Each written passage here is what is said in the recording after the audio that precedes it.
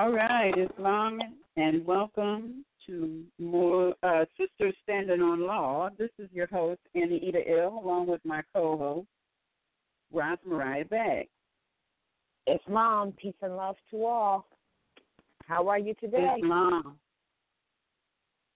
I don't How know. Are you today, you sound kind of low. I don't know if that's your phone or my phone or what. Nope. I bet you I can sound better. I got this new device. Make sure I'm not too loud. How's it sound now? How is it now? Is it better? Oh, it sounds good. It's probably my earpiece because I'm using a different earpiece. Oh, all right. But I'm all right. Yes. All right. Yes. All right. I think it's just me. Anyway, welcome everyone to Sisters Standing on Law, and thank you all for joining us today. It would have been great to, push the class off to another week, but we decided to just do it today and do what we do. So today's class, or I should say today's broadcast, is entitled, What is a Lineal Descent Line? Is it based on blood or a name, specifically a surname? Many times we search for our grandmother or great-grandmother, preferably mothers. Many look for ancestors using the father's surname. However, if you do the research, as I did, we never had a surname. Today, as we find our way back to our culture and customs, many still embrace the strange gods of Europe, of which we know not, and still apply the title the son chooses to the mate, mother, just like in the marriage fraud, which continues the fictitious illusion of blood through a name. Wake up. Now, the reason I felt like this might be a really good topic to talk about today is because we have a lot of mothers and sons. Now, I've been trying to find additional information about my mother's mother. And one of the things that I found is that in trying to find my great-grandmother, everything, I went to my elder cousins and I asked them if they knew my grandmother's maiden name, thinking that would take me somewhere, right? And they gave me my grandfather's surname. So I asked, well, what was our grandmother's appellation prior to her getting married? Well, isn't it interesting? No one seems to have that information.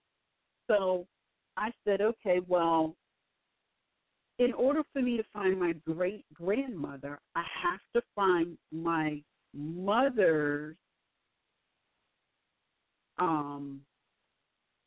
mother's name. But my grandmother has my grandmother has her father's name.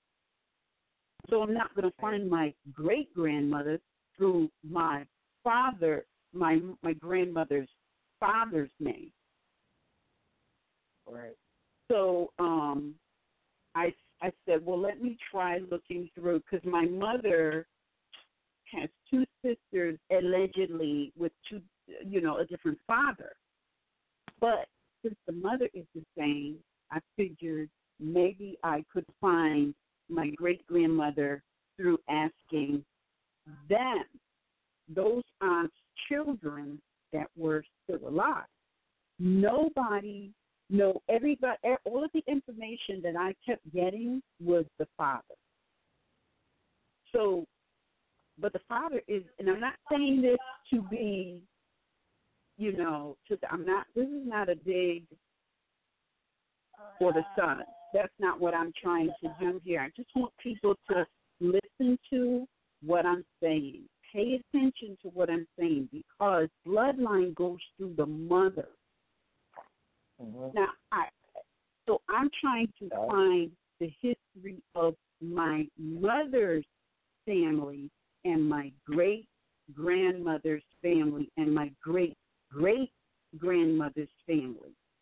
And what your modern Europeans have done is they have us taking on the name of the son. But if you go looking for your grandmother or your great-grandmother or your great-grandmother, you're only going to run into the name of the son, which doesn't attach to the mother. Mm-hmm. So it made me realize that lineal descent, according to international and national law, the definition states it is based on bloodline. Mm-hmm. It's not based on name. Because we didn't have names. We had titles. Right? This is national and international law. When you go to the United Nations Convention on Human Rights, it says every child has the right to a nationality. Now, I'm not, this is not a dead end, because really, if you understand what's going on here, you know that one mother's breast given us all stuff. So there's only two families currently, or two human species currently on planet Earth. You got the Asiatic and you got the Albion, modern European. And or Oriental and Occidental. Or I just want to say, right. So the people will know. I just want to add that before, that's for people doing study. It's Orientals, which is us, or Occidentals, just another thing they can check into with what you just said. Now, modern there's European. thing that we have to be absolutely aware of, because remember, all of this is about tricking the people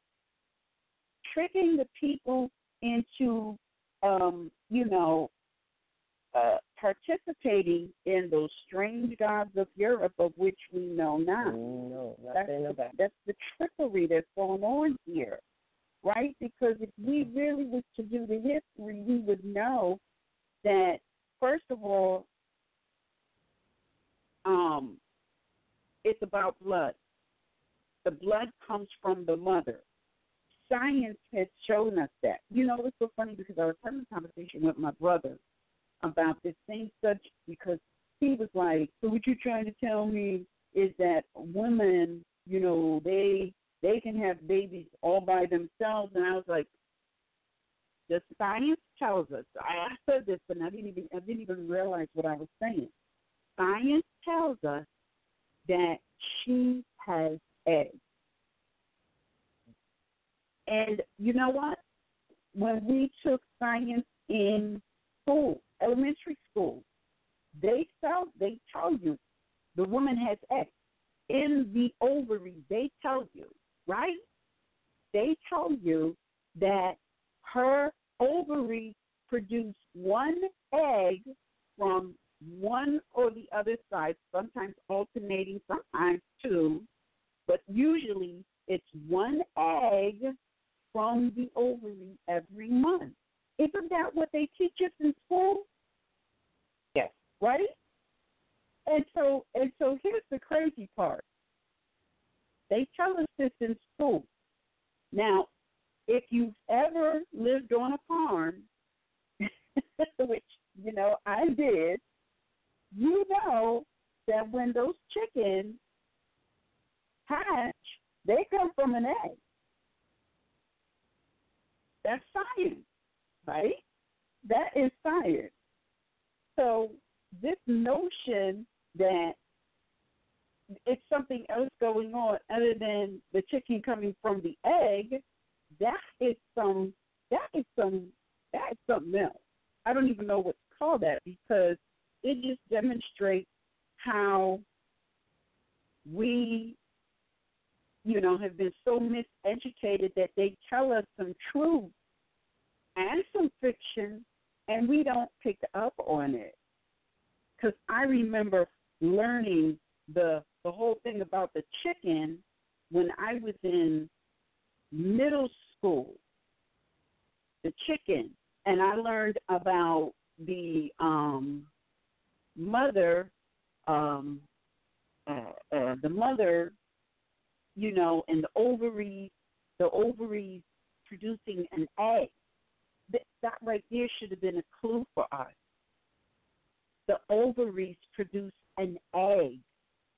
In every species, the egg is the newborn child or newborn species.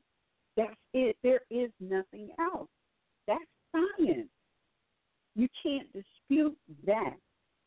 But they have us chasing a seed, or they have us chasing a name. So when we have medical issues, or when we just want to, trace our family, we're tracing it through the name of the father as opposed to the bloodline of the mother.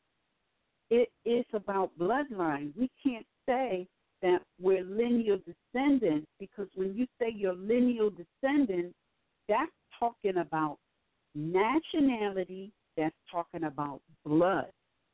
It has nothing to do with the name. But if we are trying to find our ancestors, our heritage, we go looking using a name. And if you do what I did, because I want to know about my mother, my grandmother had 2 windings, because everybody takes on the name of a son. The name of a son will take you to the son's family, but it will never take you to the bloodline, which is the mother's family. So I can't find my great aunt, or is my great? No, I can't find my aunt, which is, it would be my great aunt, because my grandmother's 2 sisters. I can't find my great great grandmother, which is my grandmother's mother. Did I say that right? Because everything takes you to the name of a son and not the bloodline of the mother, done intentionally. But now that's not like, I'm not trying to say that to discourage people, because here's what that's saying. Because one mother's breast has given us all stuff, you just need to know which species you come from, and all species come from the mother. So if your mother is Asiatic, that's what you are. If your mother is an Albion, modern European, that's your bloodline. It ain't going to change just because you marry somebody, have intercourse, and take on their surname. That does not change the bloodline. So now what it also did is it made me look at Alex Haley completely different, because I know Malcolm X told him the truth. So why did he write this somewhat tale of Ruth? I got to revisit that, because I know that it speaks of the mother and the mothers having the children. And I think Leslie Uggam played the daughter, but then she had a son. But because she had a son and not a daughter, her bloodline ended. So it has you looking at the story of Ruth completely differently now. Like, who are these people that's now claiming to be? Are they really Asiatic, or are they Albion? Really, because you have to look at the true bloodline. But like I said, oh man, that does not mean everything ends just because you can't find your great-grandmother or your great-great-grandmother. It just means that if your grandmother or your great-grandmother is Asiatic, you are Asiatic. Thank God I know my mother and my grandmother. But if I didn't know my grandmother, there might be some questions because, clearly your complexion does not determine your bloodline. Neither does where you or your mother or your grandmother were born, because by now everybody should know, thanks to Puerto Rico, the municipal corporation, right, that you were never born to a corporation. You were born at a particular landmass, but the landmass doesn't determine your nationality. The landmass actually determines your inheritance. Well, sort of, kind of, in terms of the bloodline. It's the bloodline that determines the inheritance. It's not the landmass. So we have to really look at the bloodline, the family. What family are you a member of? And unfortunately, well, it's not really unfortunate. You're just going to have to be really objective. We're going to have to really look at things objectively, because modern Europeans would just love for us to continue to function from a patriarchal perspective and track everything based on the sun, knowing full well the sun never had an egg. Right. But if you're tracking, if you're tracking the sun, then you're not involved in a lineal descent line. The whole principle of lineal descent line is based on blood. That's it. And also where's the blood come from? And you're the blood saying comes from the mother. And you mother, know what? The absolutely. blood comes from the mother. And like in Jamaica, they have this thing called.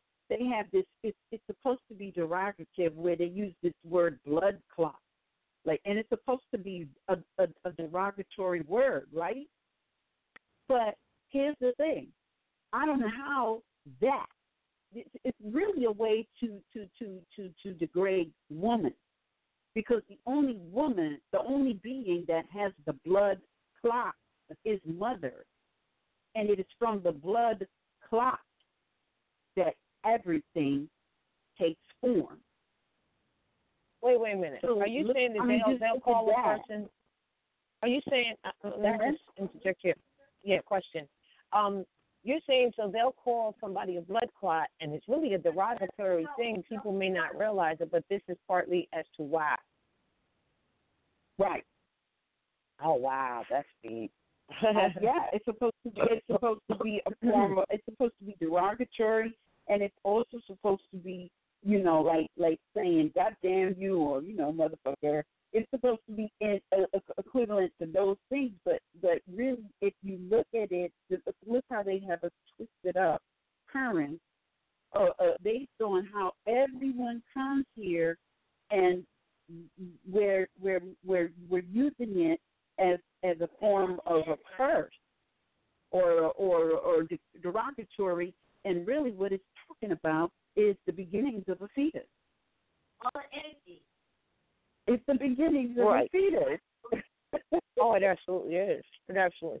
Yeah, you're right, because because I remember once, it was years ago, I had given a little dissertation on the fact that some places say that if a woman comes into the temple, I don't mean the MSBA if it's temple, but whatever type of temple or church or whatever, some of them, whatever their religious orientations are, I guess, that she's not welcome because she's bleeding.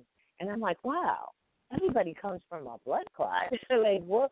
You know what I mean? Like, it was like a diss to the woman, like she's not clean or whatever, But I'm like, everybody comes from a blood clot.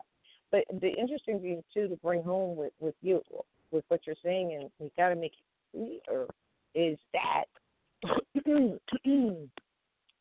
even when you think about the fact that, we're not even going to get into the spark of electricity, which sperm offers, etc. We know that it dies in 3 days. We know that the forming goes on, etc. We know that, as you said, the blood that is fed after they connect all, after the body, the building of the body of Solomon's temple is happening in the womb. And all the blood vessels and all the blood itself is being passed through this body. That's the mother's blood. That doesn't come from the sperm. So this makes too much logical sense and logical and common sense. So it's interesting to note that. And then you connect the dots. This is why we're showing this. You connect the dots to the fact that at some point, at some point, it may appear to be ambiguous to some degree because you don't know at what point they started. Well, we do know when certain people started giving the father's name in marriage, not matrimony, because matrimony is not marriage. That's the first thing we have to really get on the play on words. But when they started having the woman take on the father's name, that was part of the problem or the situation you're talking about that you're having right now. It's kind of hard to find the mama's trace because that was a part of the plan to disenfranchise her, to eliminate her. And this is important, Annie, because I have some people who will email me in regards to their appellation on their card, and they are very concerned about, and I'd like for you to speak on this, about the surname. And I'm like, you don't have a surname. We never had surname. Mm-hmm. We didn't, when they say surname, look at it. They're talking about the patriarchal father's name. That is exactly what they're saying. Yeah. So That's right. it's really kind of, yeah. We didn't have surnames. And so how do you explain that to someone? So we break it down as you're doing now, which is helpful. And then you say, look, go for yourself. Go try to trace your mother. At some point, you don't know when in your family line they decided or they picked up taking on the father's name, which is a European thought mindset. You don't know exactly when, so you're going to have to do some, as much research as far back as you can, because that never happened. Women did not take on the man, the husband is the house finance. They didn't take on their appellation, or they didn't even, the son didn't even have a surname. They had a title just like his father. And essentially it's ills and bays, lawmakers and law enforcement. That's why we tell people, fundamentally we are ills and bays. Everything you read, it'll be ills and bays. The rest are exalted titles given or obtained, I won't say given, but obtained by degree or of mastery. So I wouldn't even be concerned about those if you can't be the ill and bay. So first, fundamentally, so I'm saying that to say that it's interesting you're bringing this up and that you actually did the research, because I kind of, I can relate to what you're saying as I'm thinking about my family, and I'm thinking I'm going to take my mother's maiden name, but that was wrong because I found out that was her father. You see? That's right. That's so what then, I found and out. then I'm thinking, we came to the same question. We were talking about this. I had family down just this weekend, and you didn't even know that. So that we didn't plan this conversation with my family at the time, but we were documenting information, and we're like, well, Dad, well, then what was Grandma's mother? Where is she? And we especially asked because my mother's mother,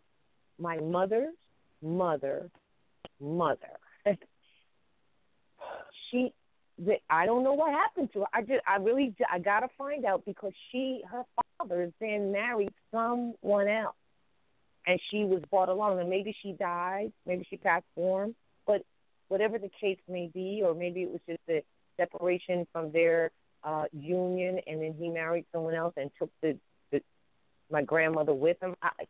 Because that was his daughter or whatever. I don't know, but even if she didn't pass form or whatever, as you're finding out, what is the name or the appellation?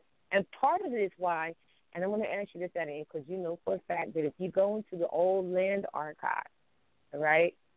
That they hide in the vault in the basement. You don't find any, all the sisters asking about surnames, you don't find any surnames. You find what? Ills and bays. They don't. That's right. They don't disclose it. So your mother and my mother and our mother's mother's mother's mother is wrapped up in one of those ills and bays, I bet you. You know what I'm saying? Yeah. And that's how they got us to get rid of the ill and bay title by taking on what? I get it now. The name of the wow, that's Father. interesting. Mm-hmm. The son, rather. The son. Yeah, because that's another thing. If I may just add this too, people had sent Happy Mother's Day messages in to all those who are mothers from last Sunday. And remember, we were thinking about we should do the class on Mother's Day, but then we're like, nah, people are going to be tied up in all the accolades and attributions or celebrations that people might want to do for their mothers, grandmothers, etc. But it's like, listen to this.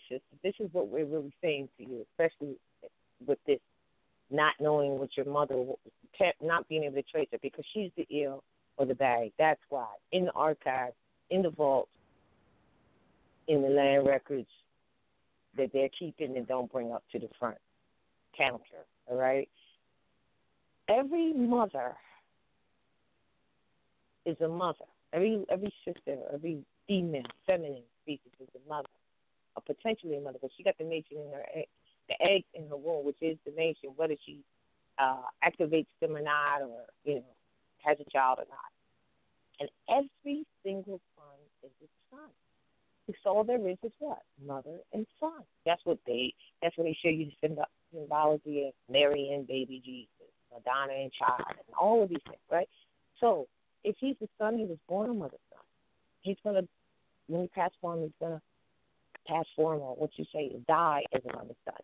Now, if this applies to the husband and the wife, the son and the daughter, right?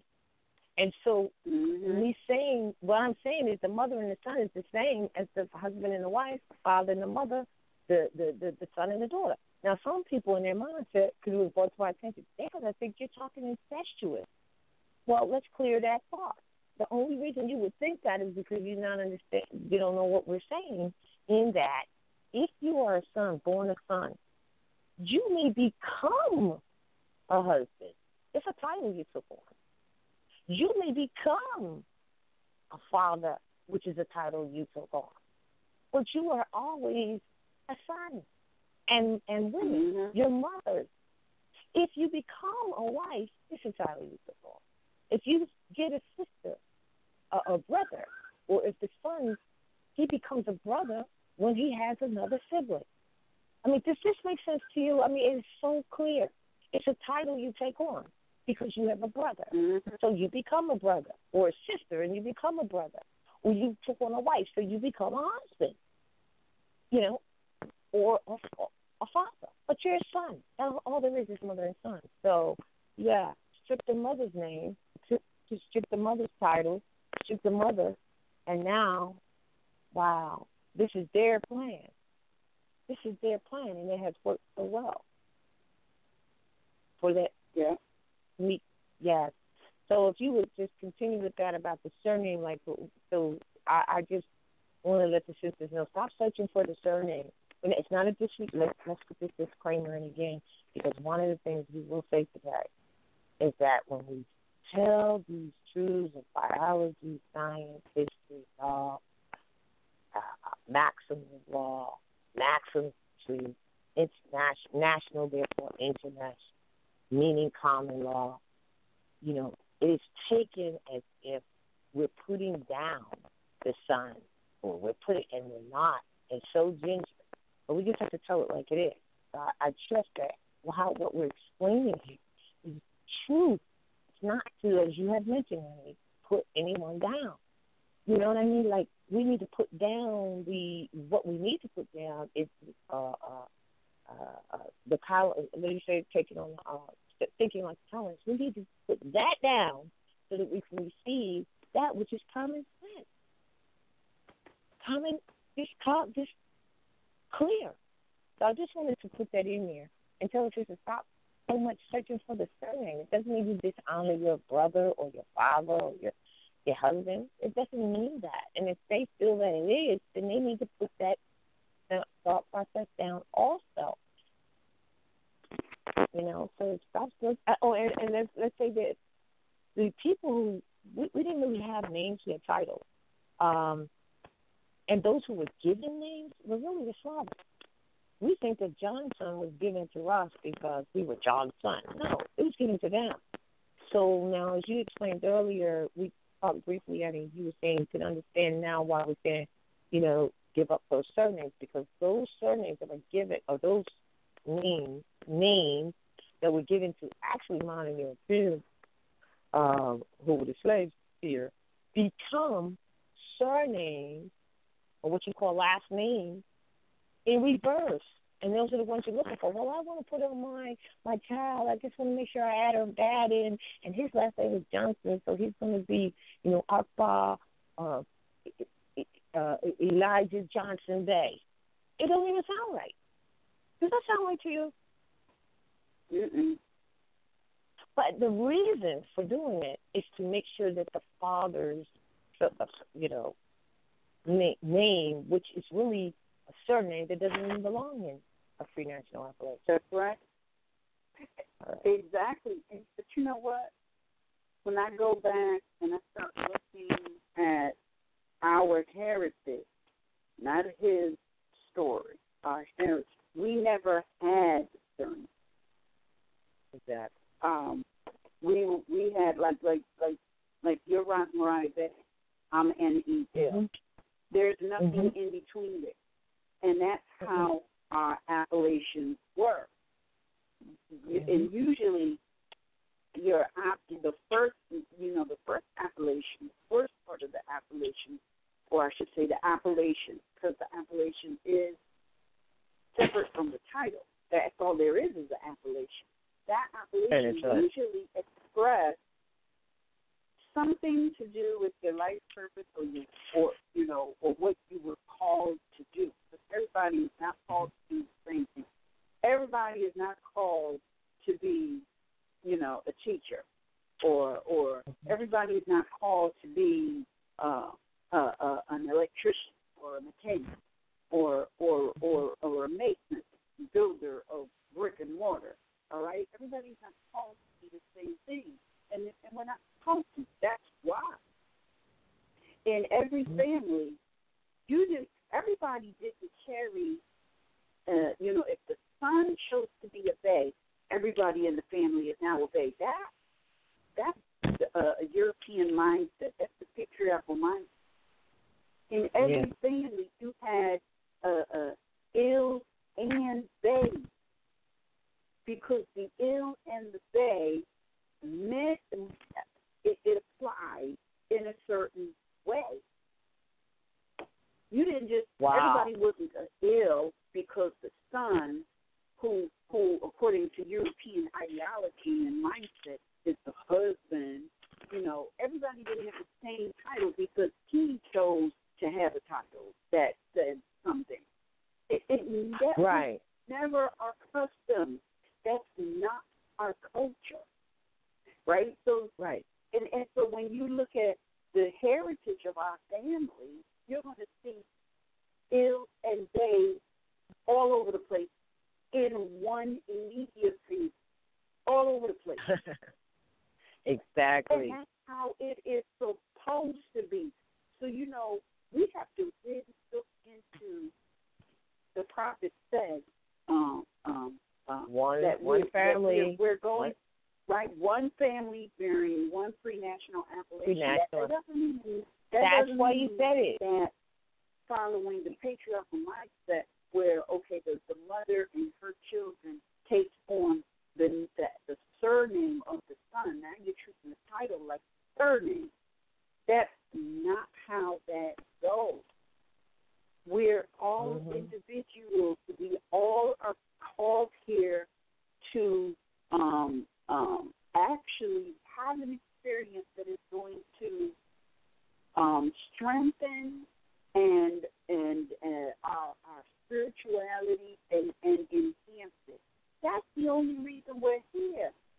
We're not here for any other purpose except to grow back to what we were when we were originally a part of the source. And really, that is to manifest exactly what you want, not to get caught up in all of these things that are going on, the ambiance push on us, keep us distracted.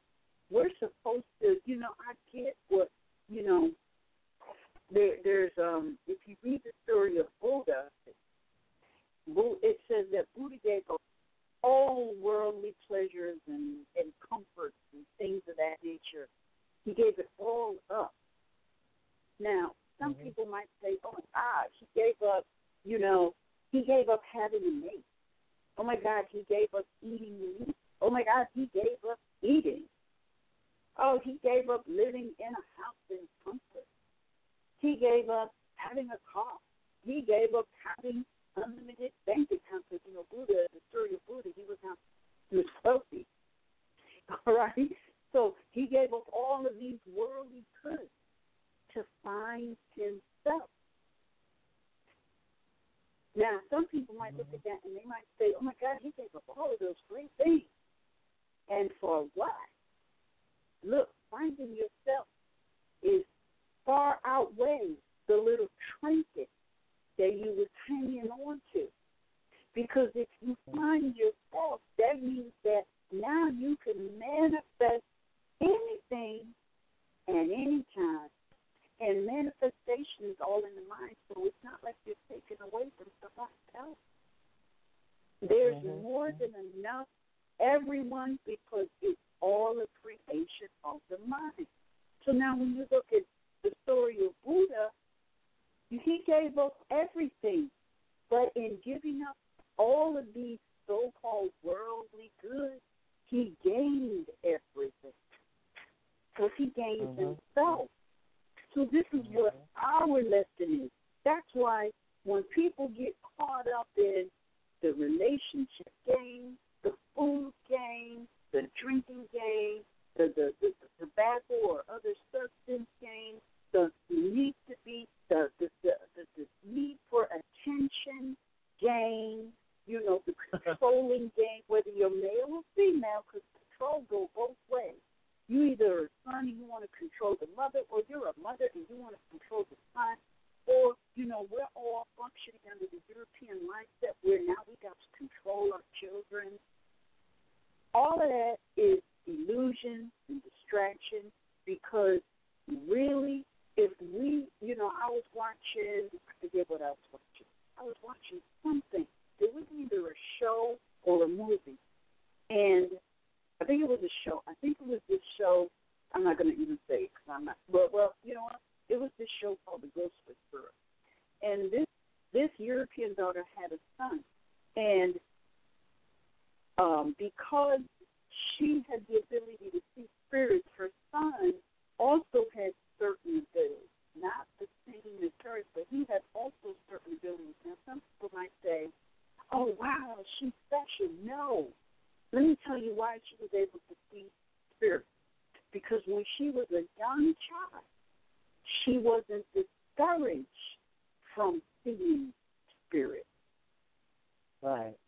And it made me go back and think of when I was young. I remember I used to pick up so strongly on other energy that was around.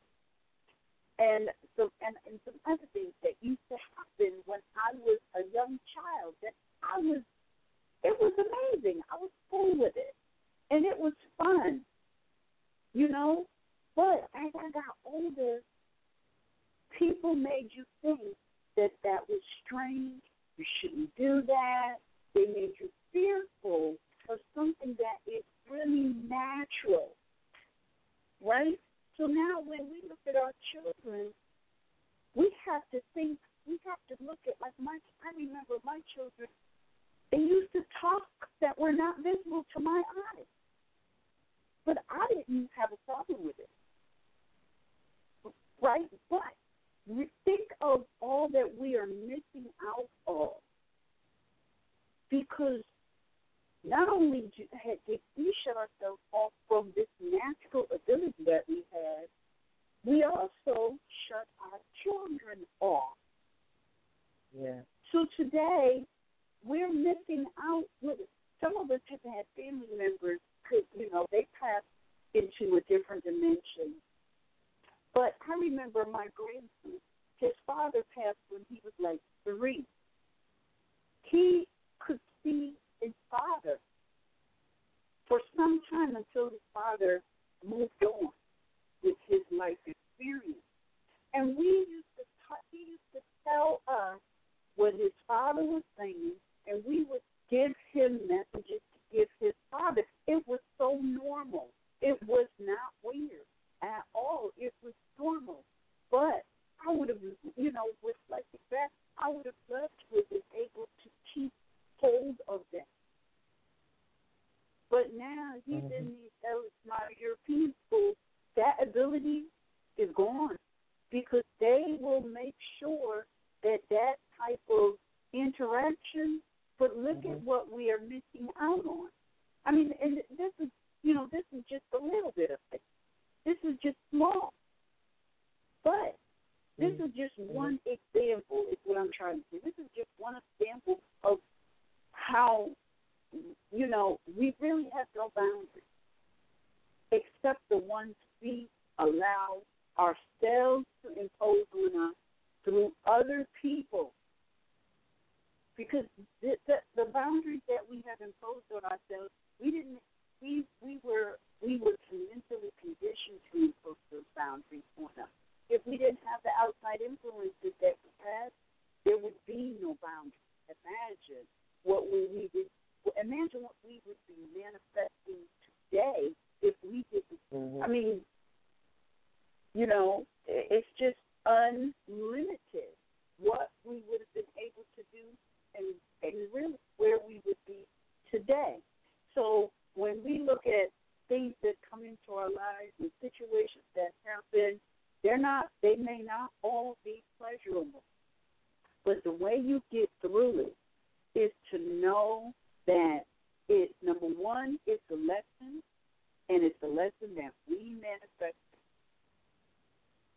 And that's hard to swallow. But I was listening to, because I listened to, I have playing in my car continuously, the audio to the movie The Secret.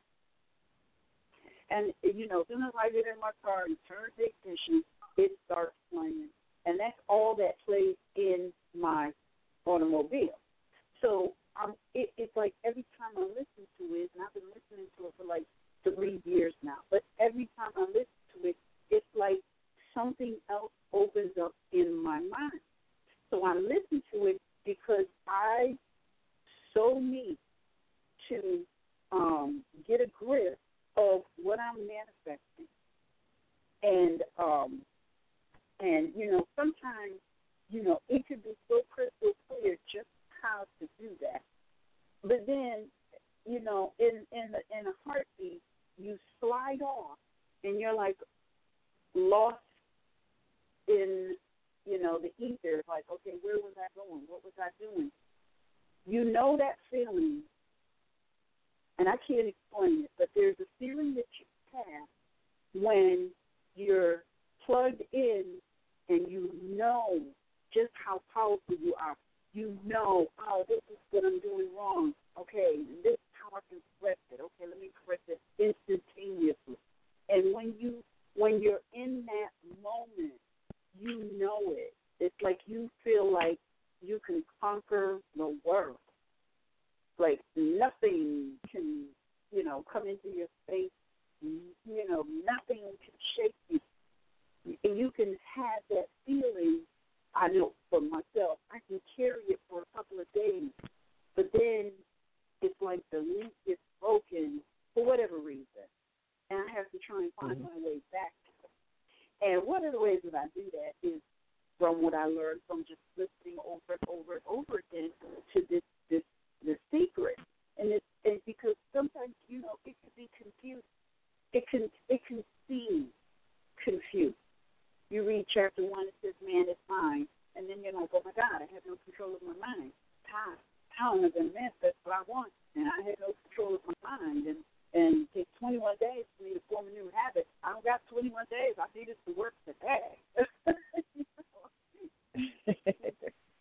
Yeah. I need it to manifest right now. What can I do? The simplest thing that we can do is to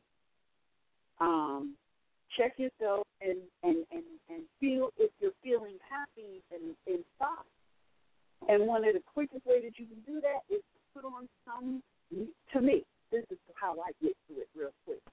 I put on some song, and of course, you know, this new stuff don't be speaking of love. But old school music, it speaks of undying love. Like, and the music is so beautiful that it'll take you from wherever you are feeling fearful to this place of love. And it doesn't matter what manifests. As long as you're in that space, you're going to manifest love.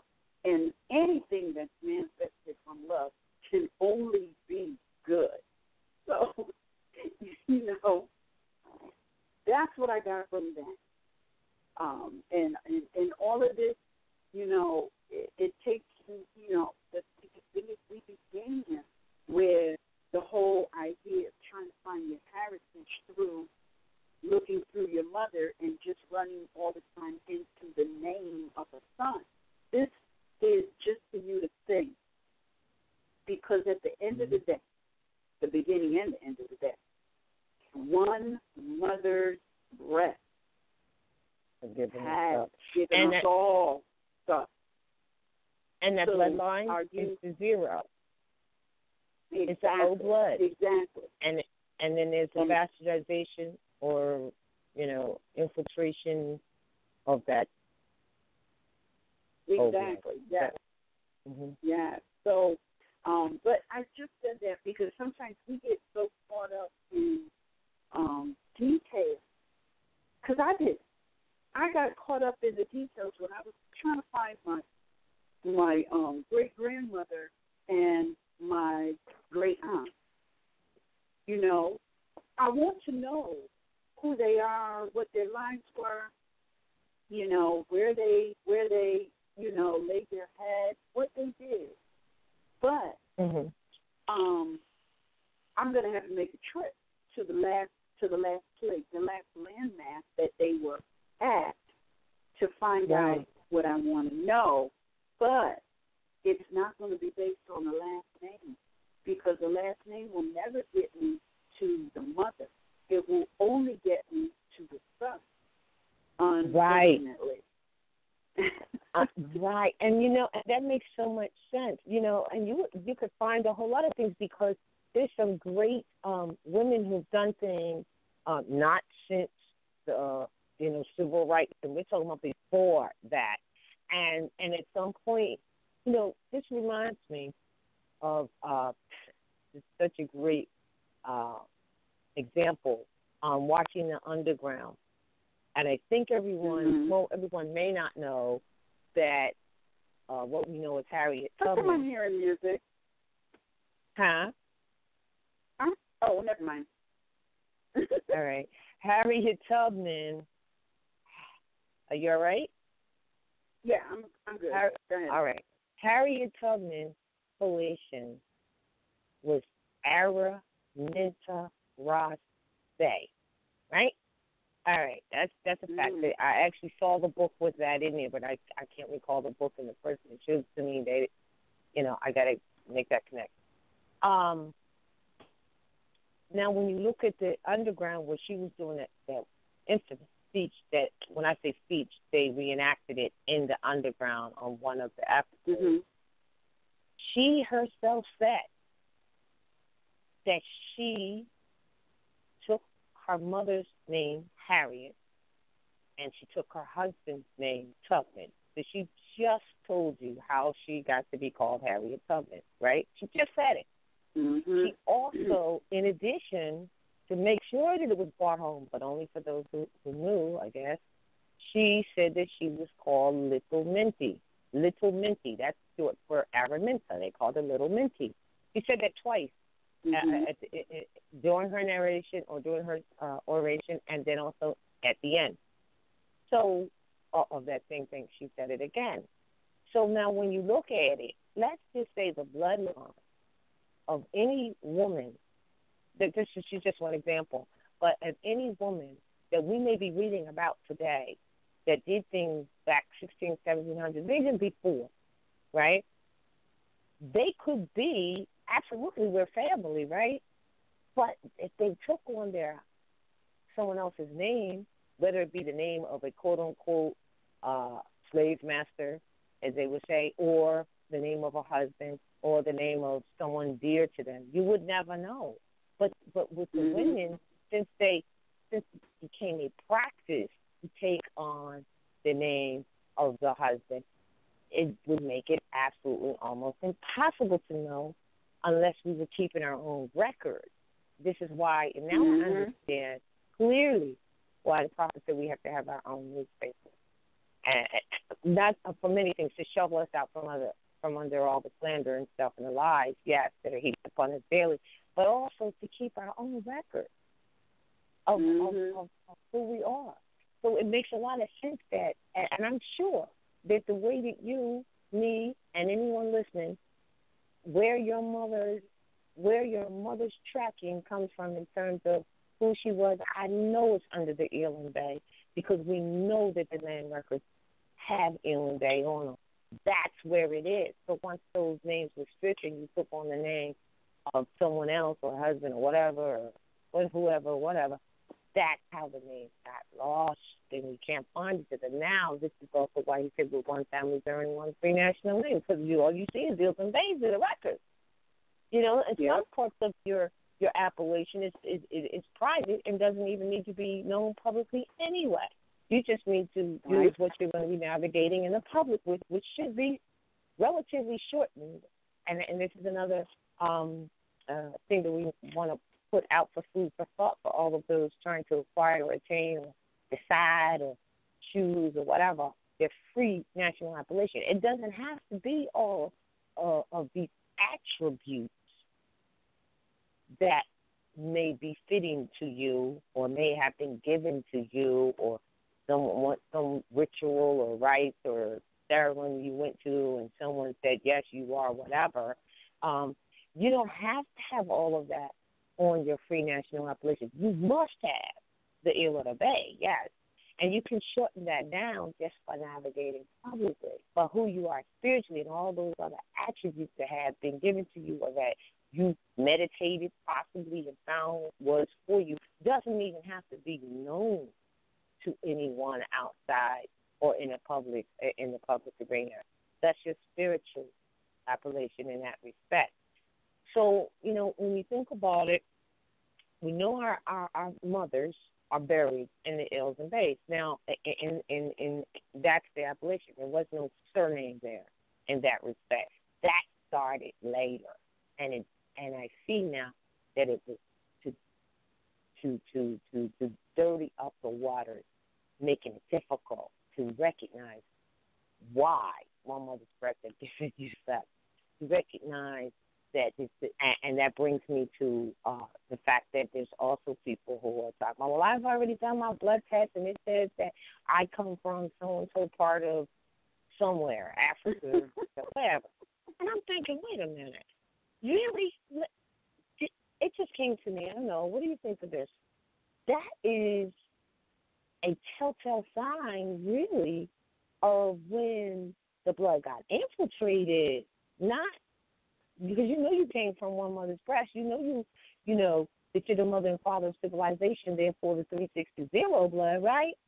So the others is from degradations of that blood. So if you went and found out that you're this, that, or so on like that, and you think it's because it brings you to a part of a land, which I really could never understand how that would be if we're the mothers and fathers of North, all four corners, northeast, south, and west. But I get it now. It's only showing you when it was infiltrated. Do you understand what I'm saying now? You know what? Yes. Also, given the fact that they have now just let it out the bag that they're dealing with corporations and not land masses, right? Yeah. Also, my brother went and did that whole DNA super crap little shit.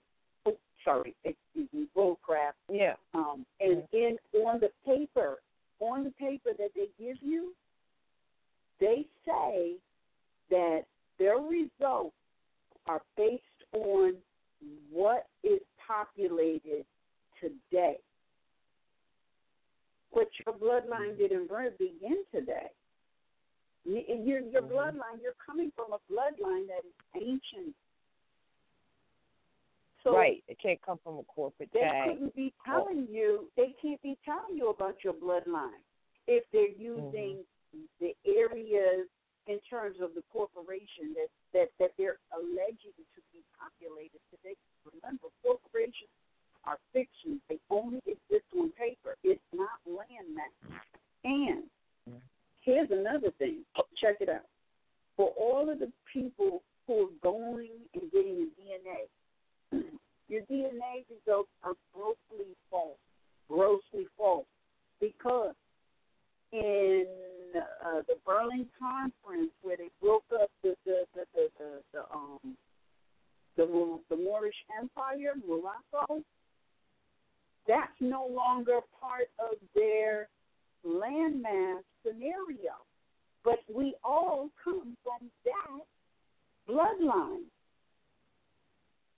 We all look. If you're Asiatic, your bloodline is Morocco. But they're saying that they're telling you. Check this craziness out.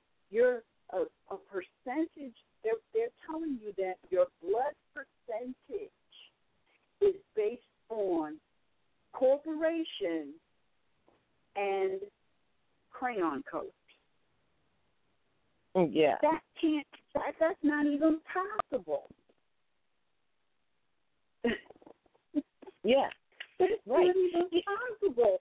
So, and then here's the other thing. They're telling you it's only based, really what they're saying is it's only based on corporations that are in existence today. But your bloodline did not begin today. And more importantly, your bloodline has nothing to do with a corporation. Because those don't even exist. So basically what they are telling you is you don't exist. Right, and people buying into that and admitting to that and submitting to that and claiming that, And, something just hit me, too. If it's already established and no one is in disagreement, it couldn't be, is that the blood comes from the mother when she's building that body. It doesn't come outside of that, and it doesn't come from a sperm that died 3 days after it did what it was supposed to do to electrify and activate the egg, right? So that means that every son out there, he got his blood from his mother. Every child got their blood from their mother. So how is it that all of a sudden, hold on now, you got your blood from your mother who made you, right? And now all of a sudden you're going to start giving your name to another mother's child? You know what I'm saying? Wait a minute, something's wrong with this. That's why we're saying lineal descent is through bloodline, which means, you know what? This is why the prophet said, have a greater respect for woman. I get it. A woman says, I get it now. Yeah. Because what I just said makes too much sense. You made them. They got their blood, all children, sons and daughters, got their blood from their mother. But somehow, when they navigate out here in this social arena that has been social engineered, they're going to go and take the father's name who didn't take, where did see, this is what I'm saying, it becomes ambiguous. Where did this start? But we already know where it started. Going to the land records that they don't show you. It's Ills and Bays, not Johnson, Smith, or any surname at all. So we can clearly see that.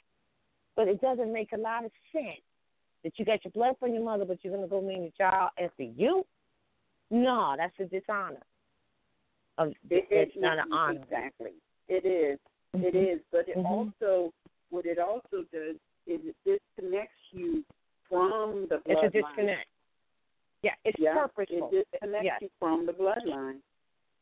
It does. As you're expressing, it absolutely disconnects you from the bloodline.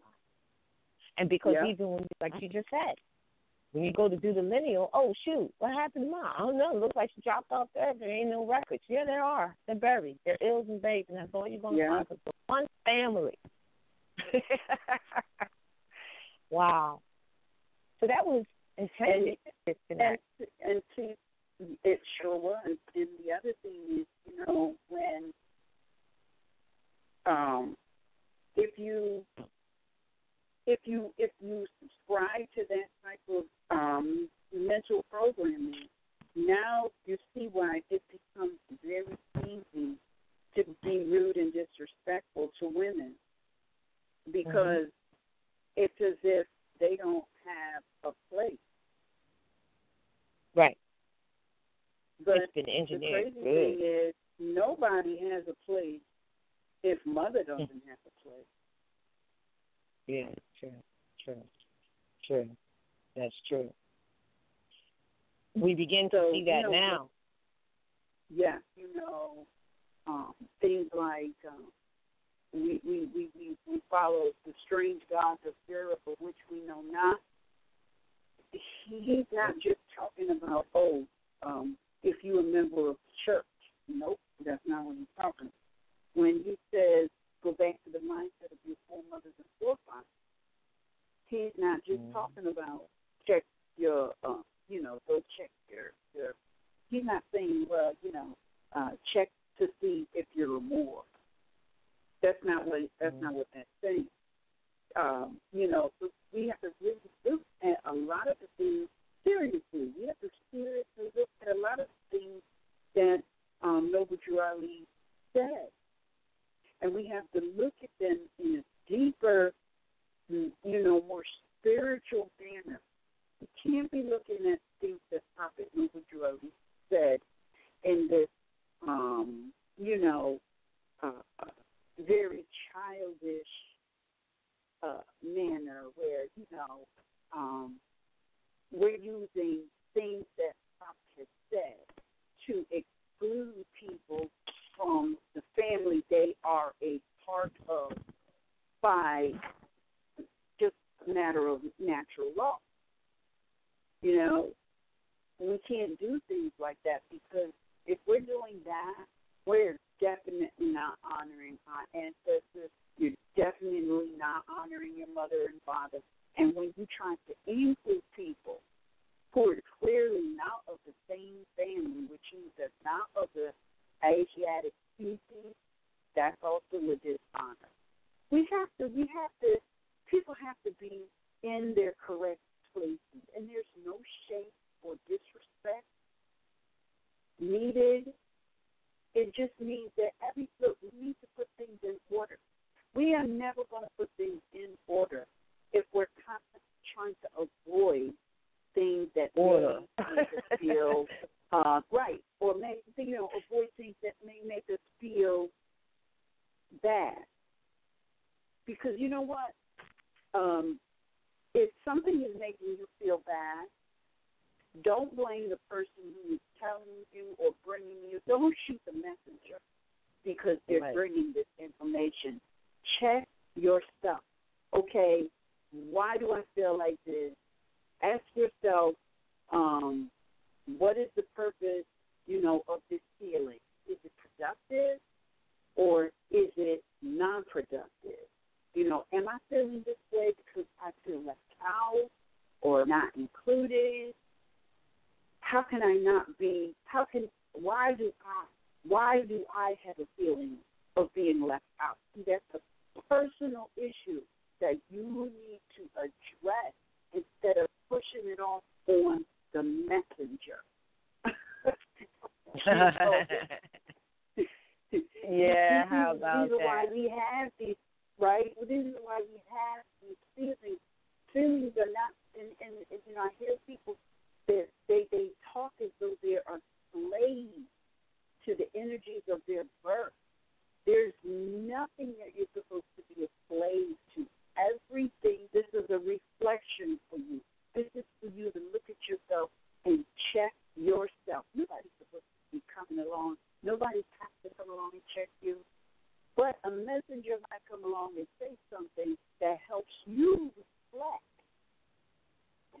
don't shoot the messenger because there's something in you that you need to work on that you don't want to work on. Because this is all about being responsible. Islam? And that Islam. And that's going to help with a lot of the slander that's going on, where people are trying to, slander because so-and-so said this or such and such. Forget who's bringing the message, but that's why they do it, I guess. And not everybody, is going to put themselves out there and share any information or whatever like that because they don't want to be bothered with that or whatever. Not that you want to be bothered with it, but, so this is why they try to shoot the messenger, instead of the people who are following, looking it up for themselves. Like that's the part of the mental slavery. Oh, that sounds kind of good. Because we hear it all the time. Like when we hear it all the time, when that, and I know this isn't our discussion and we're not going to go into that, but when a person says, oh, I'm starting up the new thing like that, wow, it sounds good. It only sounds good because you haven't studied any fundamental things regarding law, the land, government, or anything. That's the only way that could sound good to you because it should have been pretty obvious that you can't call yourself something that already exists, and other things should be pretty obvious that is why it exists. Not for you. It wasn't for you, but then it just shows that people are just, it's almost like, look, it's like this. It's like the building got hit, the tower got hit. You see the tarot cards too, and I'm referring sort of to 911 in some way. Just as an example, or what they call 911. Isn't that interesting? And they say the tower got hit, and if you look at the tarot card on the tower card, it shows all the mice and the rats, people falling out. And the mice and the rats running from underneath the foundation, and it's scurrying, it's scurrying away, right? So it's kind of like it's kind of like the same analysis of now people are just scurrying, and some are trying to come into consciousness, I want to call it, because they realize that something is very wrong, as has already been written. And they just don't know which way to go. They don't know. Like we've all had that feeling. Like, which way do I go? What do I do? You say to people, all right, get a Black's Law 4th edition dictionary. Well, the daggone thing is thousands and however many pages. Like, well, what do I do first? You know what I mean? Like that. But although we give them what to do first, but whatever it is that is of interest to you.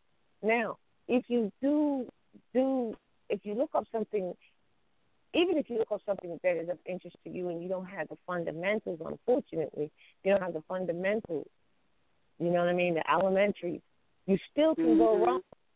You still can go wrong because you're applying it in the wrong, you're not applying it in the right way because you don't know who is who and what is what.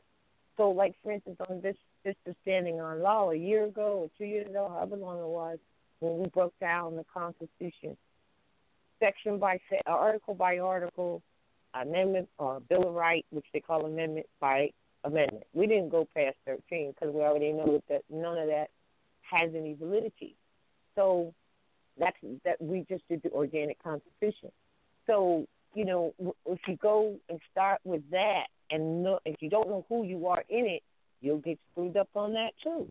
You know what I'm saying? So the first rule is man knows thyself, and Prophet Noah said, I came to teach you to be yourself. Hey, listen, you're not Negroes, colors, black, or Ethiopian. You have an illustrious history. Honor your mothers and fathers. Bring yourself back to the constitutional code of government, and then take your place amongst the affairs of man. Now that brings me to where we are today. We know it's getting funky. We know it is funky. But we don't think it's so bad. We're not calling anything bad because this is divinely what has to go down, and many will be forced to make changes. We'll recognize that too. But, it's like, all right, so we're talking. I had this conversation this weekend with my family, my brother and Annie. We want to do a recording on it. It's going to be interesting. to pose some questions that I know many people are thinking in their head today. Well, if Congress is corrupted and the legislature is corrupted and everything is corrupted, well, what it means is, as you make clear, Anna, is that no, people who are corrupt are sitting in those seats. Those seats are never going to change. That is the order of the law of the land. That, right. But corrupt people are sitting there. So they're saying, well, if it is, everybody knows they're doing corrupt things. Everybody knows they're breaking the law. Everybody knows, well, who is going to correct? Well, it's a national document. So therefore, we're talking national and international issues here, which is the reason why, I realize this even more, which is the reason why Prophet Noor Ali said, if you don't do nothing else, just declare your nationality, whatever that is, just declare it. And that's what I would say to people who are not sure right now, because they look at all this corruption and they see people violating the law and they don't know who's gonna fix it, how's it gonna get fixed, because as we know, they're all colluding with each other like that. Well, it's national and international, so it's the international law and international community, and the fact that the Constitution is a national Constitution, you need to answer up to it, just like the prophet said.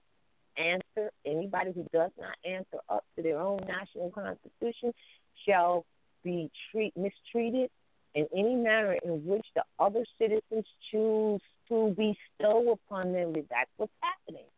So at least do that much, and I understand why to do that much, because if, as an example, and maybe I'm making it, as an example that's real or realistic or not realistic, but simplistically speaking, if I were a National Guard, let's say National Guard. I'm not talking about the National Guard they call National Guard that you see on TV today, because that's not it.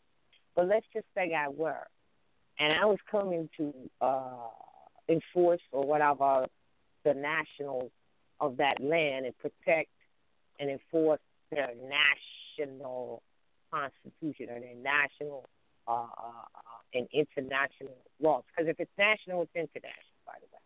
So if I were and I got there and everybody there was calling themselves Negroes, colors, blacks, and all kinds of other things, as opposed to being the nationals, I turn around and go home. Like, what the heck? Ain't nobody here but nationals. So this is why you must, if you don't do anything else, declare your nationality. And then, of course, there's more to it. You got to understand that after that, you have to start being who it is you say you are. So on one hand, we're saying that the prophet said if you don't do nothing else, declare it. But he already told you that you're not these other things. And on the same hand, once you declare it, you have to be who it is you say you are. So, of course, if we've been miseducated and not told things and things have been veiled, then we would have to know that we would have to go and study to find out so that we could be who we are, because this is about teaching us to be ourselves. And then once we come into being ourselves, knowing who we are, then we can effectively deal with any and all other issues. But until that comes, it cannot happen. You do not want to continue to be someone with representation or without, that needs representing because you don't know how to speak for yourself. You don't want that to be the situation that you are in these days and these coming days. That is not what you want. So in a very simple way, it's all right, well, how about honoring your mothers and fathers? How about being who you are? You are whoever your mothers and fathers were. You are that. No one can change your descent nature. How about those things? How about holding on to those things right there? And then you quickly get that you're not who is really your family and who isn't. Then you quickly understand, as we're discovering or uncovering, is that these people who seem to be those who are protecting, preserving, and securing your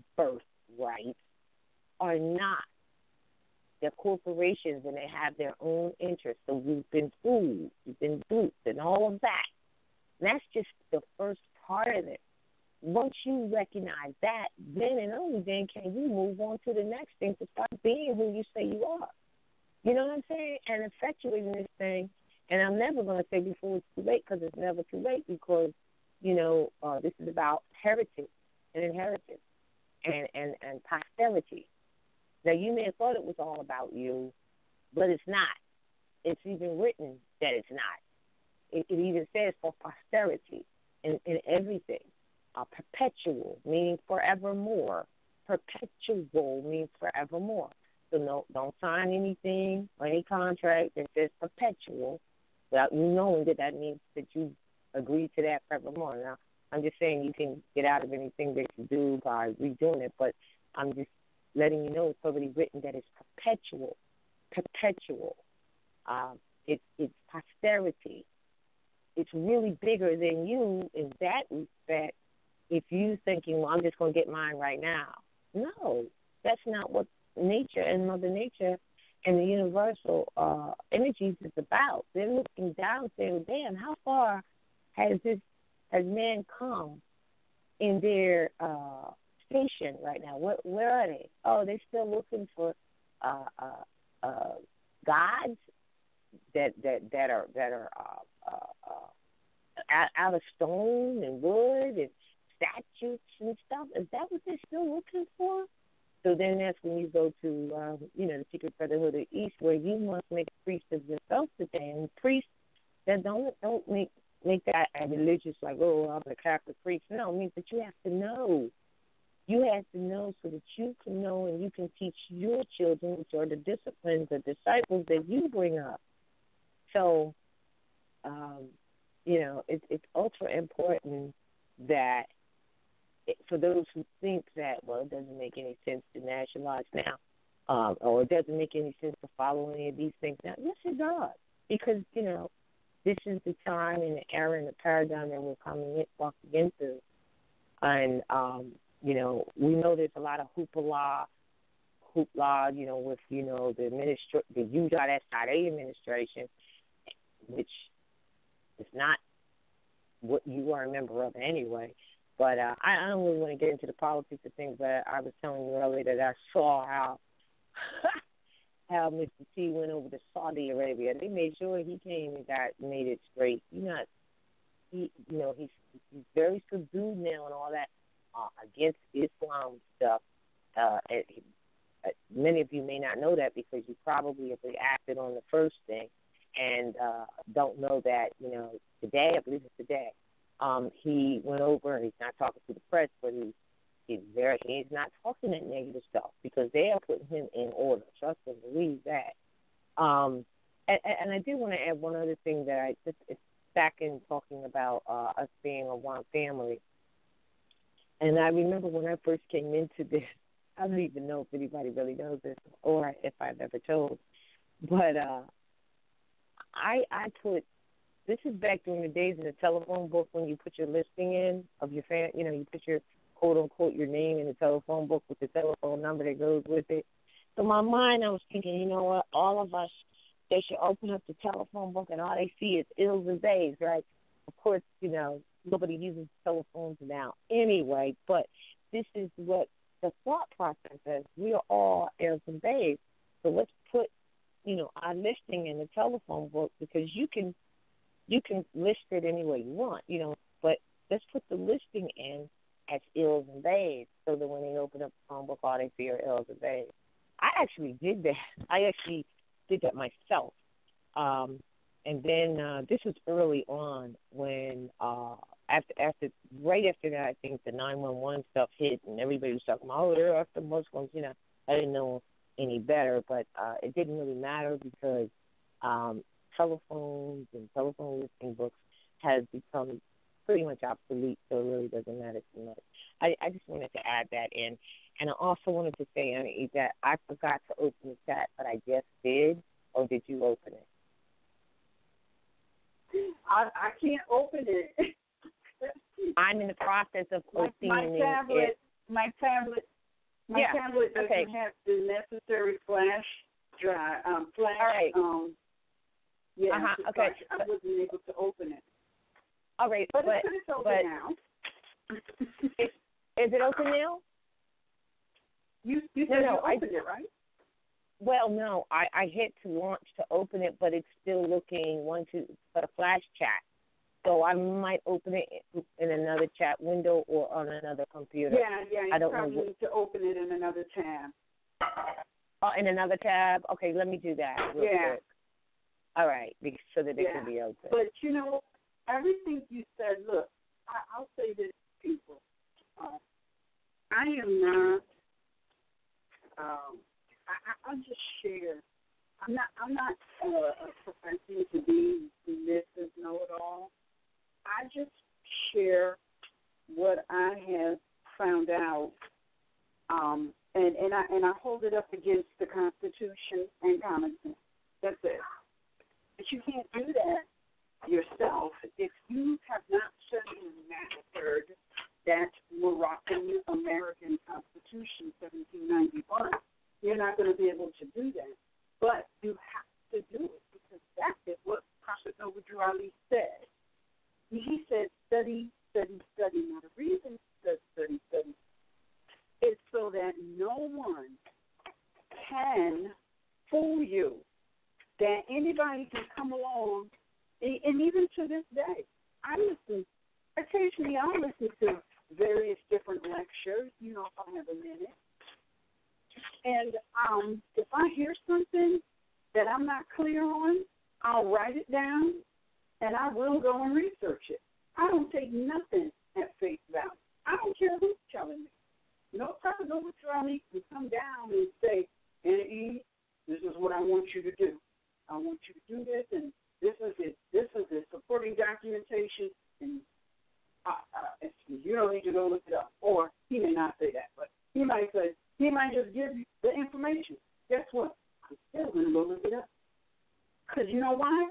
Because I want to know. I'm never going to be in a situation where, and let me tell you, this has happened to several people and someone I know, and, personally, where you're standing in front of a modern European and you say something and they ask you, can you explain that? And you can't. Because you ain't do the research. That's all they want to know, is that you don't understand what you have presented to them. They might know it, or they might not know it. They may not know it. But one thing they're clear on is you don't know it, and that's all that counts.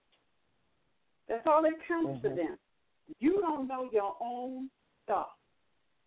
That's like going to the grocery store, buying something, and you didn't teach yourself how to count change before you went. And now the person that's supposed to be giving you the correct change back, now they know you don't know how to count. What are the chances that they're going to steal from you? I mean, it's a 50-50 chance, but why make it a 50-50 chance if you can make it a 0 chance? Exactly. I'm just saying. I'm just, so the prophet said, look, the prophet said study, study, study. Why? Because before he passed on, he knew the temples were infiltrated. So he's basically saying, look, your future generation to come, study, because some of your brethren wearing turbans and feathers are infiltrated and will put you right back in place.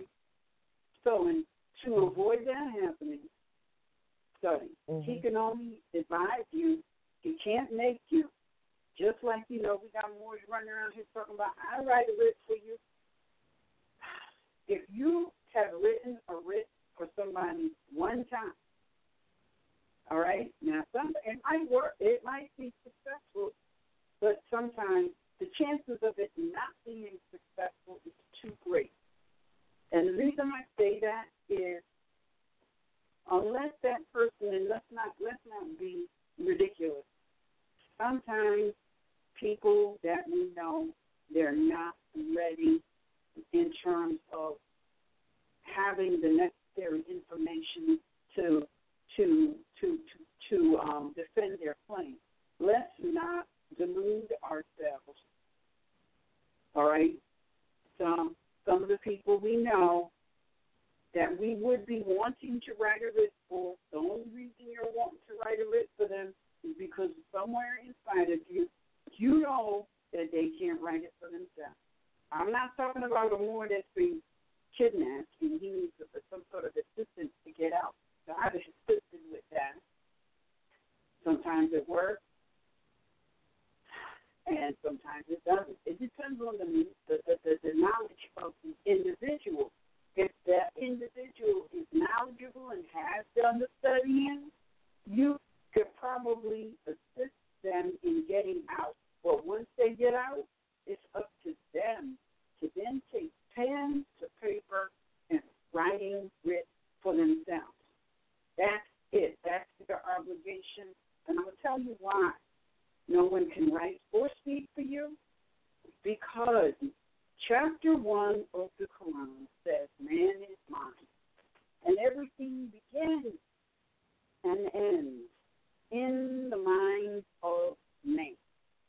Now, unless there has been invented some new way for people to get into other people's minds and take it over, you're not going to be able to go into someone else's mind and create different reality than what they created for themselves. This is why man is mind, and because man is mind, it is up to each and every one of us to study and know for ourselves so that we can manifest exactly what we want. Because as much as Roz loves me and as much as I love Roz, neither one of us can manifest a different reality than the one that is playing out in our minds right now. That's science. Mm-hmm. That's true. That's true. Yes. If you, I had someone said to me, if you can, how did they say it? I want to make sure I say it right. If you can think it, no, what is it? If you can think it, you can believe it, and if you can believe it, you can achieve it. Something like that. But if you're not even thinking, if it's not the seed of thought in the first place, it's never going to happen. So, you're right. And that is that's so right. And somebody else can come along. Somebody else can come along through all types of mediums, like because the repetition is the key.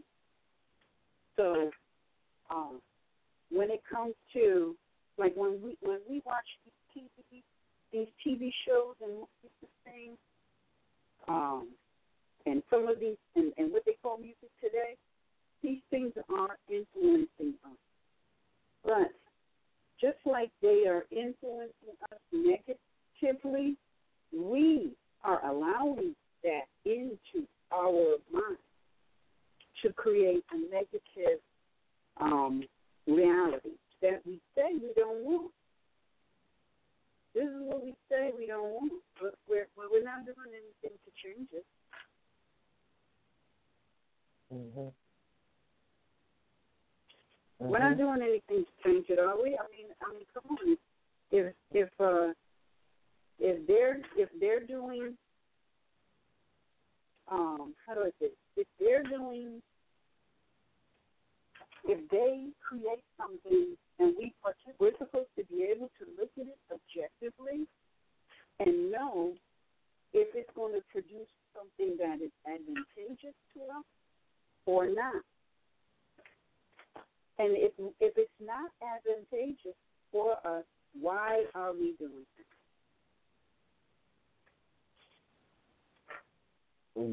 I don't know. Right? Why are we doing it? I don't know. Maybe because what about if someone believes? Because remember, there's a line there on the belief. You believe, but you don't really know that it is advantageous. And the reason is because not because they know. Remember now, you don't know. You believe it because someone said so, maybe, or whatever. But you believe it, but you don't know it. Okay, all right. And that's that why. Might be why. But that's why. No, that's why. You know, the prophet said, "Study, study, study." That's why he said that. Study is not just study the Constitution. Study is also study ourselves. Study what it is that we're attracted to. Study what we're repelling. Study what makes us angry. Why it makes us angry. Study what makes us happy. Study what makes us feel loved. Study is not just about study the Constitution. Study is about study self, which is vast. So, you there?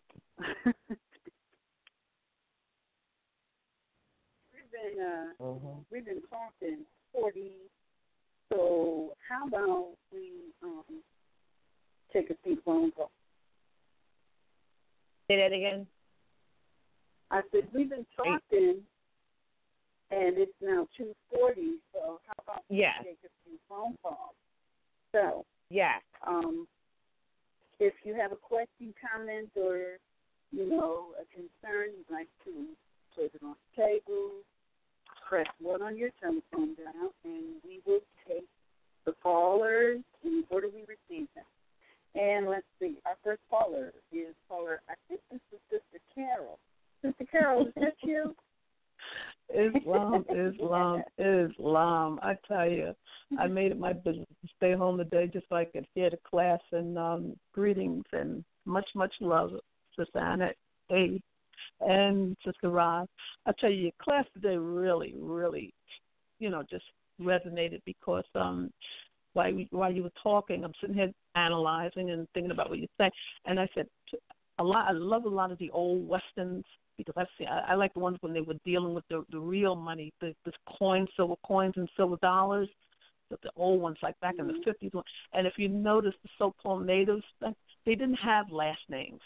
Like Morningstar or something like that. So that just made so much sense. And then I said, and that's another reason these, when our ancestors were enslaved, they put these names on us to keep us from really finding out our true appellations. But it was really a great class. And as far as finding your mother and grandmother, the same thing happened here. My dad, when I asked Mom about her mother, I have her mother's married name and then maiden name. You're right. It was just the sons. It was always the son, taking the husband's name and what happened. Boy, it was like, I said, oh, my goodness. So and then it makes so much more sense because I remember going down to the Hall of Records, and you're right. Anything before 1900, 1900s, after 1930, you can't even get when you go to check the titles and what have you, they claim it down in the vault, and, you have to make a schedule of time to come back and what have you. And you're right, because you're going to find the L's and B's there. Yeah. And, you're going to find the L's. So I said, wow, man, that's where the critical thinking comes in and what have you. And it just made so much sense. But that I really want to share with you. The other day, I go to the mailbox, and there was a letter in there. It wasn't mine. It belonged to the place next door. But anyway, I happened to look at the next. Let me tell you how they had this address. It came from one of these municipal corporations. Doesn't even matter which one it is. But guess what was the name on the envelope? What? Jane Doe. Jane Doe. And it was a pretty thick. It was a pretty thick. Whatever was in it, it was pretty thick. And I tell you, I'm sorry I didn't go get my phone and take a picture of it.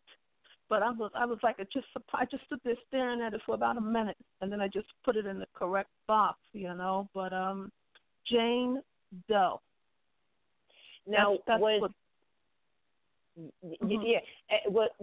they weren't really sending it to you then. They didn't know who they was. No. Right. They just stuck it in my mailbox. Right. They used to say like current resident or whatever like that. No.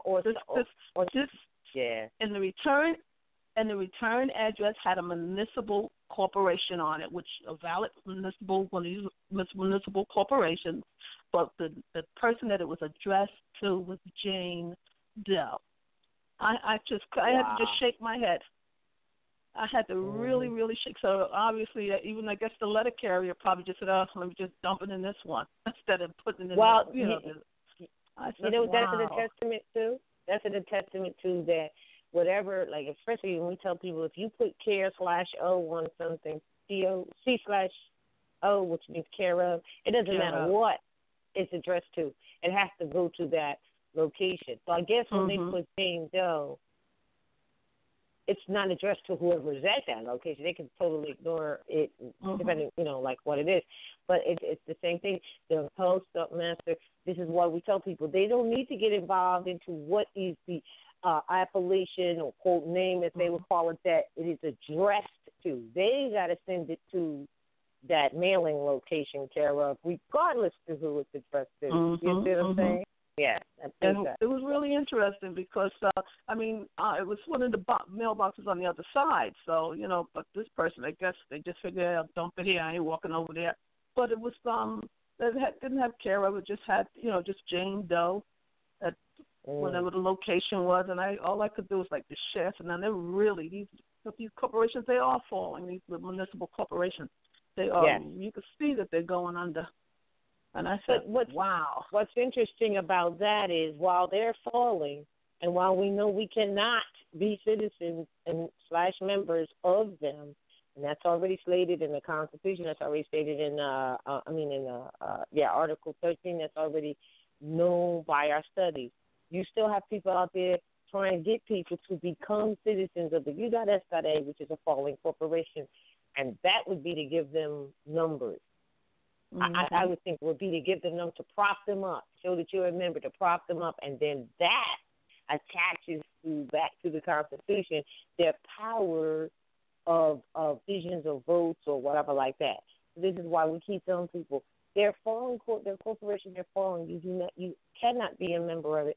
If you walk into that and they make these offers to you, you're fattening them up, you're not going to end up propping them up anyway because it's over, but still, your energy is going into doing that, and while doing that, you're giving them a power and admitting that you are a part of that, which automatically clips all of your civil liberties from the door by being a member / citizen of a corporation, and also the energy that you have and you want to put towards being exercising your liberty is definitely going nowhere if you think it's going to be put into giving them numbers when they're falling. It reminds me of the bibliotechnical text where it says, quote unquote, the devil's going to the pit. They want to take everybody with them. You know what I'm saying? So I do. Yes. Yeah, I wanted to share that with you. But the class today was really resonated with a lot of things. It really did. That's good to hear. Thank you. You're welcome. How are you? You sound well. I feel much better. But I tell you what, and I was listening to Anna Ede when she was saying that, we definitely have to take that time, that quiet time, and be quiet and just settle and go within. And she's so correct when it's about that. I was reading the prophecies of Noble Durali just the other day, and I just, the quiet. I just needed the quiet. I really, really did. And it's a lot going on, but I can deal with it. I can deal with it. Yeah. All right. Good to hear from you. Yeah. Well, it's definitely great to hear from you. Oh, likewise. That's why I made sure I had to call in, but I wanted to share that with you. It's just amazing. It's just something now. Too, when Annie's talking about the spirits of the child, when I was down south with my great nephew helping my niece out, oh, he talked to, you should, I would just sit there with him, and I was just saying, well, but obviously it has to be a good spirit around him because he was laughing and playing with it. He would go up to the top of the steps and just lay there and look. I said, what are you looking at? He'll feel and what have you. I said, well, as long as you're an ancestor or a friendly spirit, that's all well. And I didn't discourage him. And I would tell his mother about it, but she sees a lot of things that she was scared to death of, and I talked her through it. Because her mother, my sister, was clairvoyant, and but my sister was scared of it as well because they didn't know. I saw a lot of things too coming up, and even now a lot of things come to me in my dreams. So I understand them better now. I just understand it much better and sense things and feel things. But you are so right. The energies right now are just, the ancestors are just letting us know and giving us all kind of messages. And I'm just sitting quiet and I'm listening and I'm taking it in. Well, we don't have any other, we don't have anyone else with their hand up. We don't have any what? No, nobody else has any questions? We don't have anyone else with their hand up. No one else has a question or a comment. Me? No. I know. But that's all right. But you know what I would say to everyone listening is, you know, we lived, the prophet, I get what he meant when he said, this is for the young and the yet unborn. It really is. We need to pay close attention to the young. And we need to help them to keep an open channel. Because, you know, if we don't, then their channel to communicate on multiple levels is going to be closed, just like ours.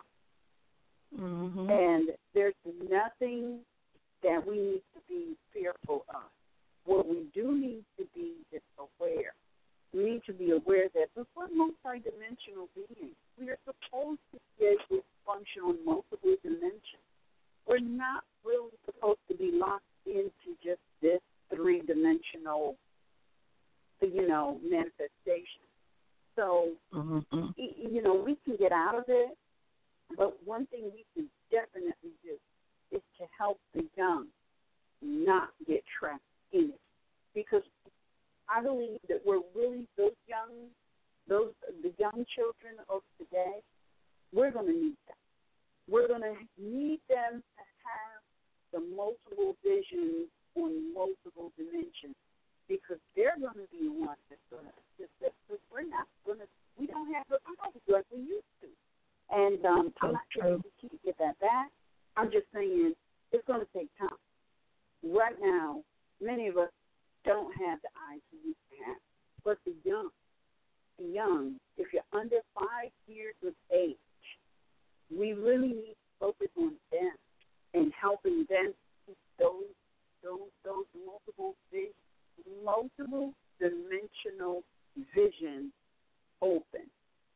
And we really and truly we need to stop talking about establishing our own schools, and we need to be about establishing our own schools. And those schools should not be outside of our home. All right? They can be in the home.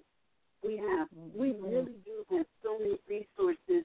We stop being so fearful of each other, and we need to come together like the one people that we are, and we need to, you know, help each other. The prophet said we're going to need each other more than ever, and he's right. And right now, like that's the prophet fulfilled. We need each other right now more than ever, because if we're going to help our young next generation find their way, we need to help them have as much of a vision as possible and prevent them from losing the multiple visions that we lost. We really need to be serious about that. And you know what? It's about us making a sacrifice so that the next generation have what it needs. Because, look, the things are not going to end with us. We're going to end, and things are going to continue. And we're either going to participate in helping the next generation continue productively, meaning they have the necessary inner tools. Because this ain't about, oh, they need money, and they need house, and they need clothes, and they need this. That's all for everybody, I mean, it really is laughable to me when I hear people talking about we need economic development when we are the economy. If it wasn't for us, there would be no economy. So I don't need to have a discussion, a school, a class, or anything about economic development. I am the economy. And we need to, and if we did more things within the family, giving our stuff away to foreigners, we would understand what the prophet meant when he said there will come a day when you see $20 Federal Reserve note on the floor and people or the crowd, and you will step over it because you never needed a Federal Reserve note. You didn't need it then, and you didn't need it now. It's just like Dorothy. We're telling you right now, but you can't hear us. So you got to follow the yellow brick road, go through all kind of life challenges, get to the end of the brick road, finally learn the lesson, and then at the same time you're learning the lesson and realizing, I knew it all along. Dorothy. Hey, well, hold on. The best part of that was at the end when he says, well, why didn't you tell me? I said, I could have told you, but you wouldn't have believed me. That means some things you have to find out for yourself. Anyway, yeah. Wow. It's interesting. Very interesting. But man, it's really a good time. It's not a bad time if you know what's up. Mhm. Yeah. It really is. So, were you getting ready to say something? I'm sorry. No, she's done? All right. Is there any other callers? Anyone else that has their hand? No, there isn't. Wants to make a call? Wow, no questions for us today. That's nope, that's it. Oh, wait a minute. There's one. Oh, that was the 280 was Carol. Yeah. All right. Well, now I did want to. I guess we can close out in a minute. I just wanted to say, I was looking at, and maybe someone who may have already done the work. I wanted to mention, because we're always showing how what fictitious nature these corporations bring back out and, try to fix it again. And I was looking at, I got to finish doing my research for certain. Mother's Day, which was last Sunday, which was Sunday after the first full moon in May. Now, Mother's Day usually is the first. I got to go back and make sure that it's clear, so I have to go back a few years and make sure that is correct, because the full moon was on the 11th, and the first Sunday after that full moon would have been the 14th, which was when Mother's Day was observed this year. Last week it was. So I want to affirm that whether it's the second Sunday in the month of May or whether it's the first Sunday after the full moon. It might be the second Sunday, but even if it is the second Sunday, they're still dealing with the time clock or the cycle of time as it relates to this universe and to the planetary movement or the movement of the planetary bodies, etc., in this universe or in this sun cycle or this solar system, which we make the stations of the sun our guide. Well, that's what they've done. Mm-hmm. Now, it's interesting. Isn't it interesting that in Chapter 1 where it says make the solar stations your guide, but these monotheisms are these corporations or these dates that they give, they're actually doing that one way, good, bad, or indifferent, or however they're doing it. Or for whatever reason they're doing it, and whatever they're calling, whatever they're doing. But that is what they're doing. It's so interesting. But yet you'll find our people who, oh, no, I don't want to deal with astrology. Oh, no, that's wicked and all that. Now, isn't that an interesting dynamic? That while they're taking, yes. And so we try to show and prove to people that is exactly what is being done. We did a pretty good job on Easter. If you didn't, on Easter, did we broadcast that on Easter Sunday, or was it the week after or the week before. I'm not sure. We I'm really not broke sure. down. I don't recall. Yes, how that was done. So we really need to take a relook at everything that we have been told to believe and taught to believe. We really do, because remember, relook simply means respect. That's what respect means. Respect means to relook. Relook means to respect. And and we need to have a greater respect. And we need to all relook. We need to all respect. And upon doing so, we will observe that which we were told was not good, or that it was bad, or that it was evil, is what those who told you it was bad, and it's exactly what they're using. And then giving you, as far as where religion is concerned, and then giving you the man-made religion of Christianity. I know, don't throw a spear at me, but it's true. And, that's a whole other class, but it really is true. And not to get that confused with being Christ-like, crystal clear and pure, because Christ is Christ, the Son, the S-U-N Son. There you go. So this is just a testament of how confused we are, or to show that we are confused. We will rebuke religion without knowing what it really is. So what we think we're rebuking, we're not, and the whole thing boils down to, as Prophet Nubu Ali said, I have come to take you out of the mental slavery so that you can begin to be yourself. Islam. Well, guess what? We're about to close out, and there is one caller. All right. Caller 985-276. You're live on the air. Please state your appellation at Northwest Memphis. Islam. This is Brother Azad Afron Bay. I know this is a mother's call, but I chimed in and I like what I hear. All right. Yeah, so I just wanted to kind of add, when I came in, I kind of caught in the middle of what was being said. I think you were talking about learning the history, and I just wanted to add that as I was studying, because Brother Mario L. Bay put that challenge out for us to go to the law library, and most time I do study in my home, but I went out to my domicile. So I went to the library, and as I started studying, I ran across I'm here near the Corporation of Virginia, and I picked up a book talking about the so-called history of Virginia. And as I'm reading over the book, it's going over all these different details, talking about how the Virginia Assembly in 1634, how they established these eight steers, or basically 8 counties.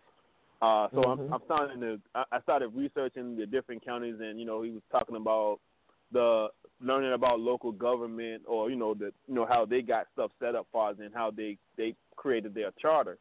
So I'm doing some more research, and like you all said, the more you study stuff, more stuff becomes revealed. So it didn't really dawn on me until I started looking at a code, because they I had to. Well, I didn't have to, but I went into one of their administrative meeting rooms, and I was looking at the codes that the surety of the peace had gave me, and I went back and I looked at the rest of the codes. So, I didn't make a long story short. As I'm looking at the codes, it took me to administration, and then I started reading what the administration really was, and the codes actually apply to them.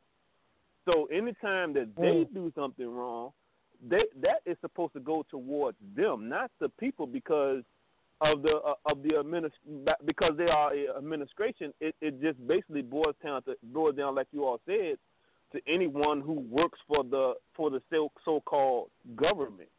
So that's supposed to be for government employees. So all the codes, I'm like, wow.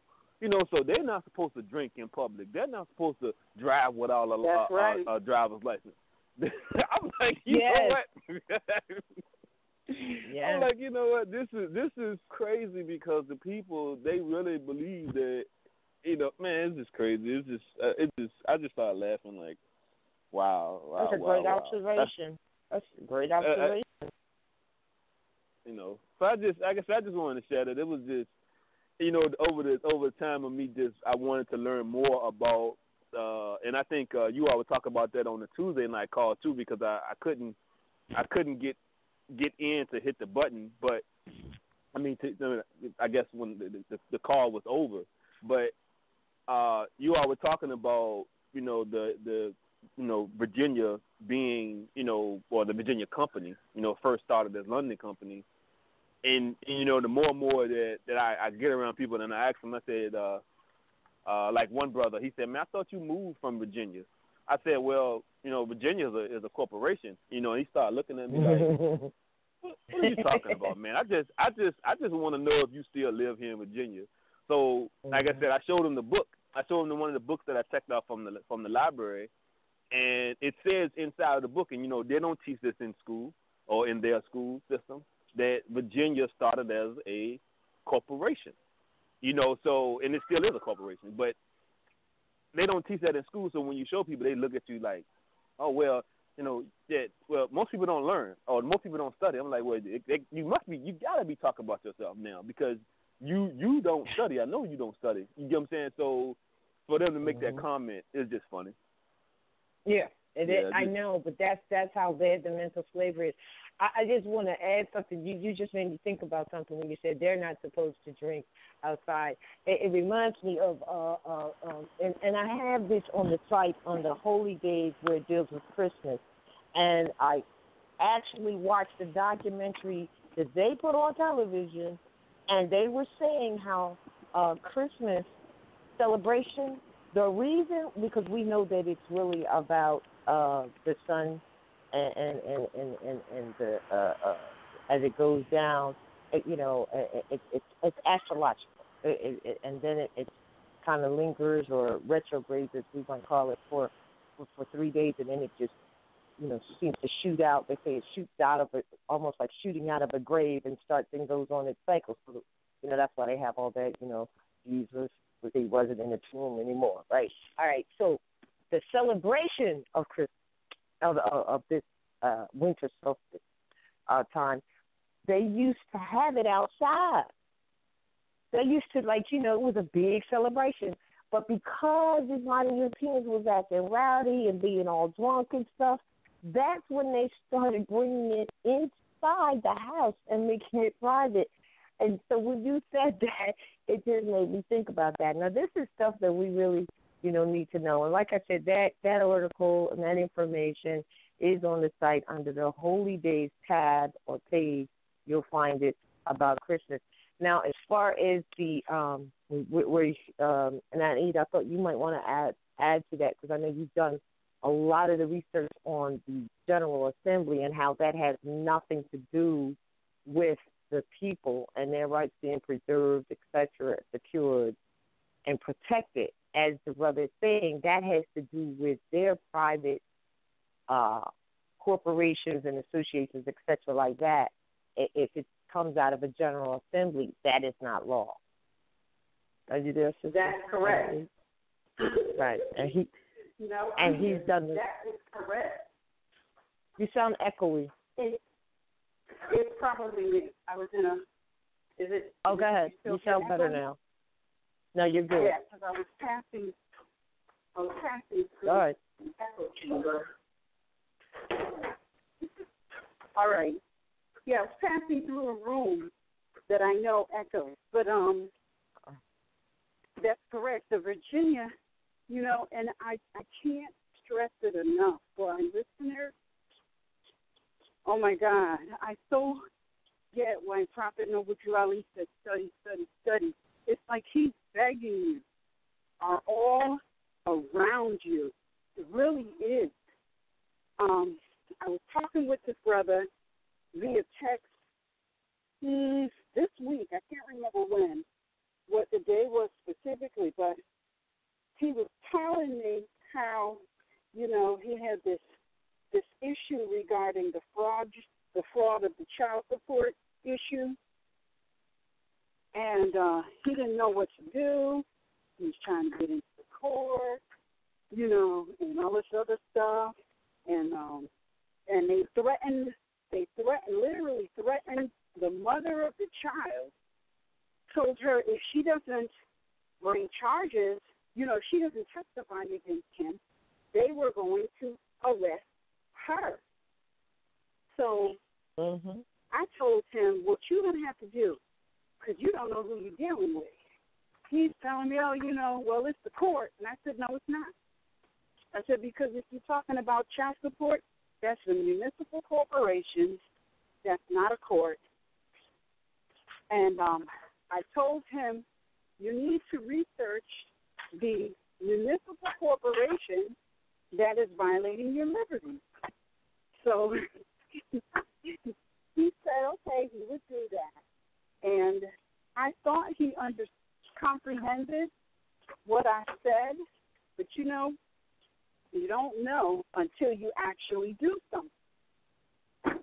So he comes back and he says that he's trying to find out about some district court or some court in the area, and he couldn't find this, that, and the other. And I said, look, you told me that it was this municipal corporation. Research that. He told me the name of the municipal corporation that he was near, but I don't want to really say it, But he told me the name, so I gave him the clue. I said, this is the name of the municipal corporation. A municipal corporation is not a so-called court. So he went and he researched what I told him based on what he told me, and he came back with some fantastic information. And he said, oh, my gosh, I got it. I see what you was talking about. He found the day that the company was established, and he found the date it was incorporated, and he found the corporation chart. So people are running around here thinking county, city, town, township, boroughs, even states are government. None of them are government. They're all corporations, and their job, their function is to engage in corporate activity. Corporations did sign on to follow the tenets of the Constitution, and some of them didn't. The ones most people know about are called states. The ones that have not signed on to the Constitution and are still functioning in a foreign capacity, they are called county, city, town, township, and borough. And that is all there is. And when you start doing the research, you got to take the bull by the horn, and you're going to have to bring a suit against these people who are violating your liberties. That's all there is. There's nothing else. So is that also when they say town, county, township, boroughs, etc., and cities, would that be what is referred to as local government, even though they're not government? Yep. Yeah. That's right. Okay. And you're saying they never signed on to the Constitution. That's why they can tell people, we don't follow that. That's right. Because what they did was they said, what they agreed to do. Hold on a minute.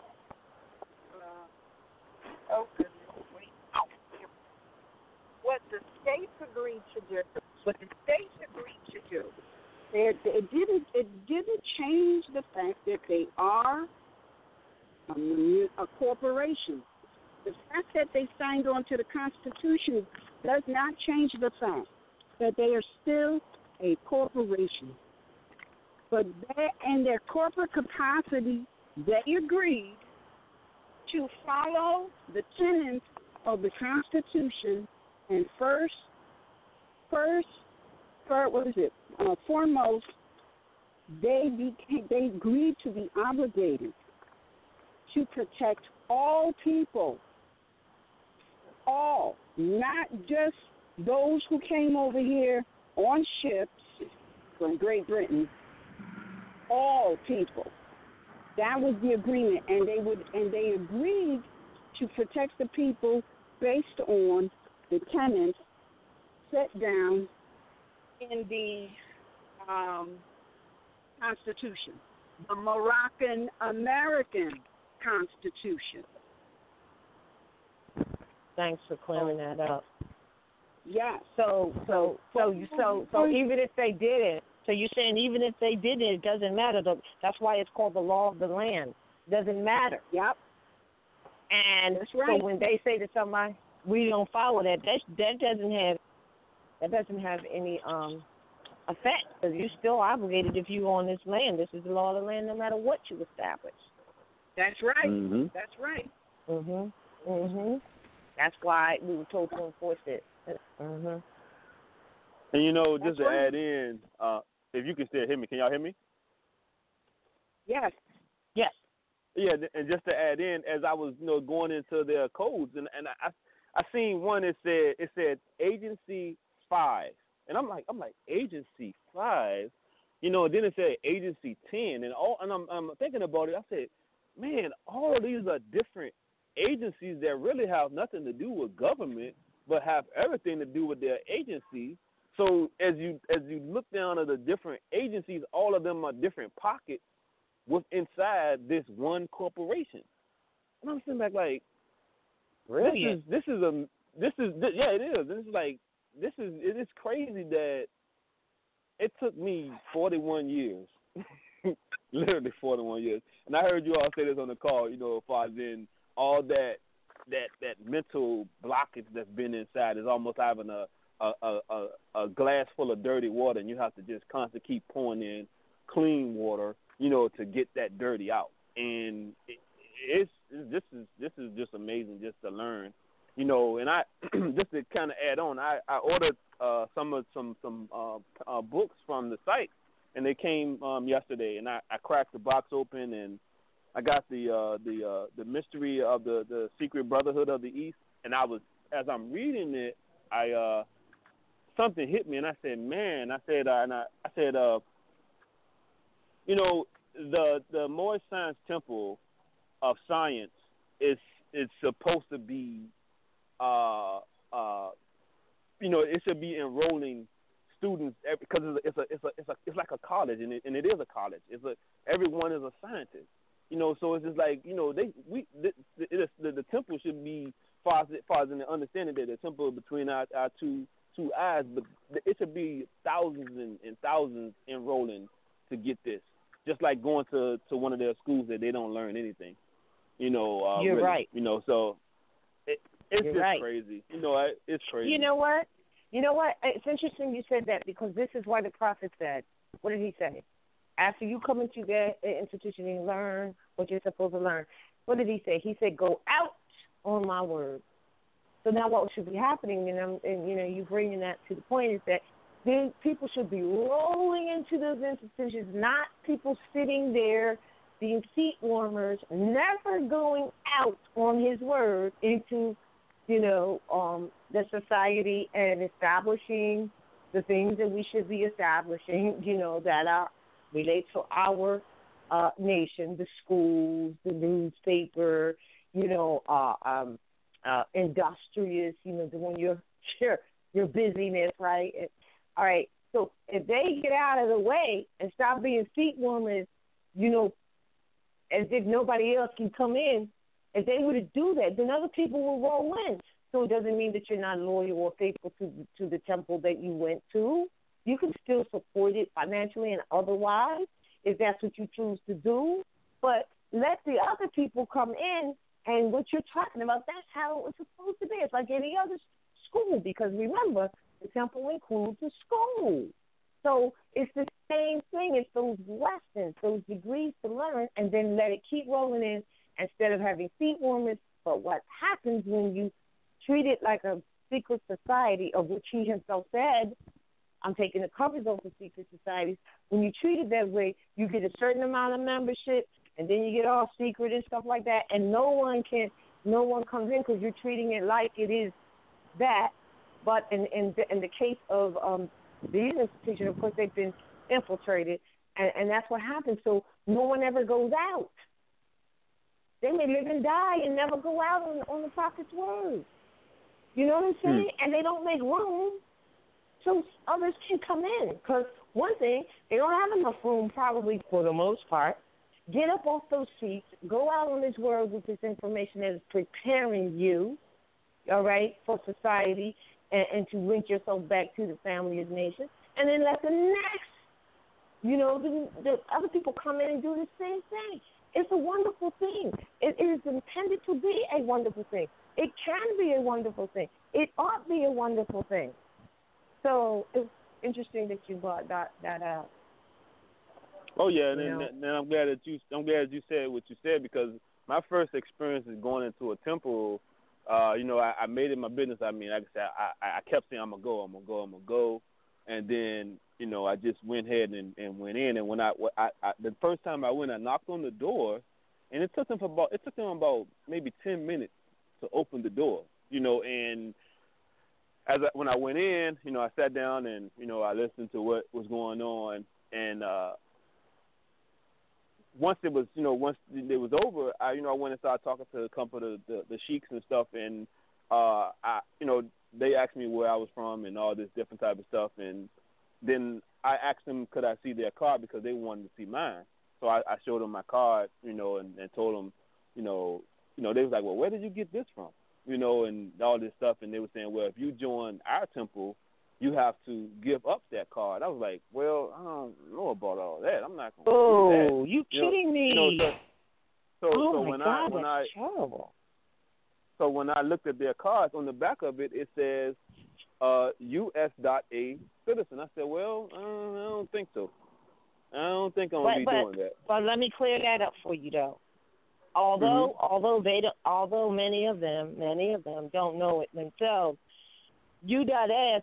USA does not mean it means unity, salvation, Allah. That's what it really means, and the adept knows that. So, but unfortunately, so I said that to say so that you could be clear on that. But unfortunately, because the information wasn't passed down properly, they do believe that they are to be citizens of the U.S.A, and the Prophet himself has proven that.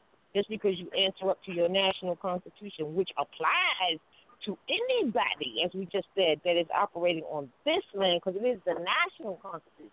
He said if you don't answer up, any man that doesn't answer up to its national constitution will be mistreated, and with any treatment that the other, quote-unquote, other citizens may wish to bestow upon them. So, but because they don't know that it means unity, salvation, Allah, they don't know that, and because they were infiltrated, I'm telling you, they believe you are to be that, which is a sign to let you know that they're not studied. Now, the other part of you have to give up the other card. Well, first of all, the card we give is not a temple card. That's number one. It's an allodial national, more American identification card. If you had an identification card, whatever it was, even before you even knew anything about this, if you went to another association and they gave you a membership card that happened to have your nationality on it, that's great. But if they gave you a membership card from the library, they gave you a membership card from whatever club you may be in, would you then give up the first identification card you had just because you became a member of some other association? No, absolutely not. So for them to tell you you've got to give up this card if you want to come to our temple is beyond asinine. But it's also proof that they don't know who they are or what it is they're supposed to be doing. Now, the reason they do this is because in their mind, they believe that you can't even be a Moor unless you come through the temple. Well, the Prophet didn't say that himself, so where did they get that from? It comes from the infiltration. And upon studying and knowing that, then upon studying period after that, all of that nonsense would be knocked out the wall. But if you are an agent, provocateur, paid or unpaid, you will continue that propaganda bullcrap upon the people, which is so sad, because during these times, where the prophet himself says the horde of Moors in America is increasing, and these guys want to still try to push them down, hold them down, and feed them this crap, it's wrong, right? Now, for those who are doing that and don't know because their Grand Sheik didn't teach them and it's generational, like you feel for them in a way, but at the same time, we don't have time for that. So we just won't come your way then. We'll just leave you alone because we know we're Moors, whether we're in the temple or not. We also know that the intended lessons that the prophet left that we can find in the temple are good. Yes, that's good. But that's not what you're giving, because now you done stepped out of what he intended, and you don't need trying to get into areas that you have not, they know nothing about. That's why in the beginning, you will go to a temple and talk about law, and they say the prophet didn't bring that. So that's a sign right there that they know nothing about what they're doing, because he said the law is stern.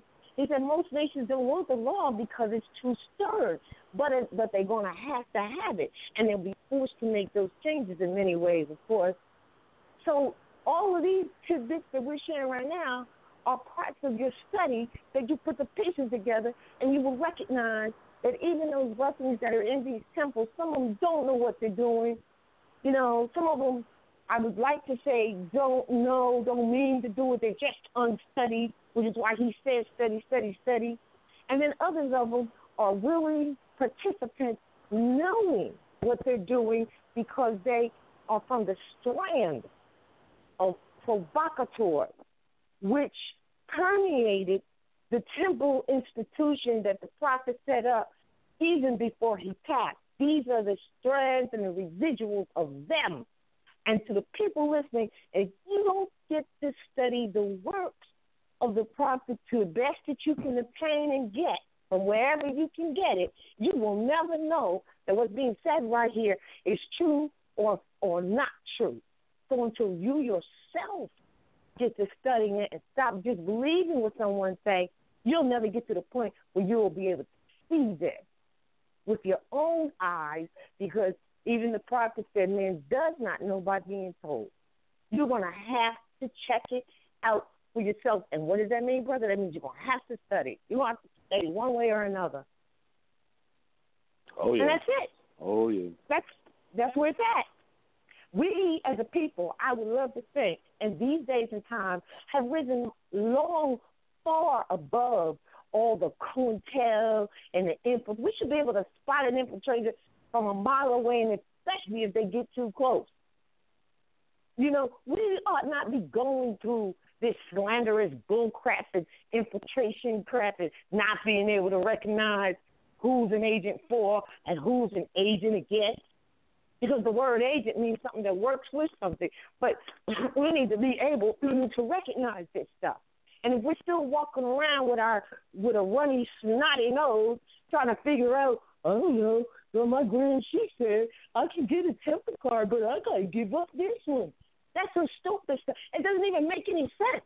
It absolutely doesn't even make sense. Just common sense that doesn't make sense. Did you give up your library card or your association with the club you were in before you even knew anything about your nationality? No. Why would you do that now? And not only that, the more Moorish ID you have on you, the better off you are. Why? Because there's laws and rules of operation regarding identification. And so if you go somewhere and they have a preferred ID and you don't have what they prefer, then by law you have to have two or something else that you prefer. That's law. But upon study, you would know that. And that's how you would get around a lot of the things that you might be coming up against now. And so, so this is why the lack of study of the individual, the person themselves, it caused a great problem for the nation collectively. and these people who are provocateurs eat you up because of that, and so does the corporation eat you up because of that. So you're between a rock and a hard place, and the only answer is for you to get up off your hind part, as they say in the South, hind parts, and do the research and the study yourself. And when you find the messengers, as we'll say, as you mentioned earlier, Annie, and publication companies such as RB Day Publications, who actually do the work for you to an extent and at least point you in a way to go look for it, you need to consider yourself as being afforded that information. Now, afterwards, if you should decide that you want to still be a member of a corporation, if you should decide you want to go left instead of right, that's on you. That would be considered an educated decision. Islam. I do think you all, most definitely, like I said, you all bring so much wisdom, and just can't thank you enough. Like I said, I had to jump on it, even though I know this cause is just not for women in general, but mothers are mothers. We're mothers of everyone. It's all right, because some people got to hear it from mother. Some people rather hear, got to hear it from the male voice. It's really your decision. There's no discrimination for us where that's concerned. Although a lot of the stuff we qualify and say sisters because we're sisters, so we might say some things that might not be said by sons, and sons might say things that might not be said by us or said in a different way. But the message, believe me, it's the same message. Yeah. Well, absolutely correct. All right, so we got another caller. So I thank you, or I should say, yes, son. Thank you, son, for your we can say that on this show. We can say son on this show.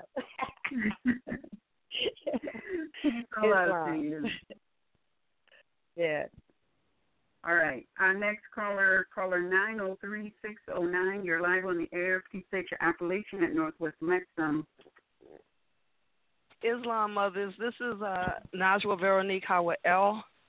It's been about 9 months since I spoke to you guys. All I right. couldn't get back on the line. 9 months, it's good to hear you had a baby. 9 months, you done birthed something new. Share it with us, Mother. What is it? Well, the first thing is we got our seeds in the ground to start providing for ourselves. So that's a good thing. We got our greenhouse up. Very good. All right. And supposed to be building a greenhouse for my grandsons so that we can kind of teach them how to work with the, agriculture, farming, growing their own food early. Mm-hmm. So that's one of the things we have up. I've been studying. I've been doing my thing, still out here on the road and everything. I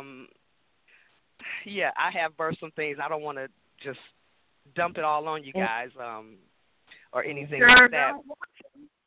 Because we are only 30 minutes.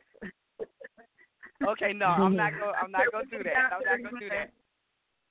Okay, all I wanted to say was, in terms of when you guys were talking about nationality coming from the mother and following the mother line, yesterday I was looking for some information about when Noble Drew Ali went to Havana, Cuba.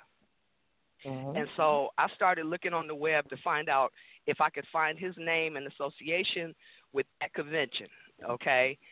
Well, I didn't find his name, but I found some good information that if you weed through it, you can find out some stuff, okay?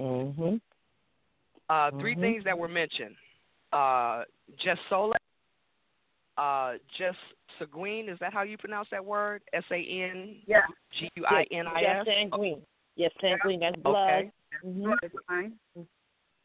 Okay, and the third word was res nullius, N-U-L-L-I-U-S. Okay? Those three. I looked also at the nationality who had just Soleil rights throughout the whole globe.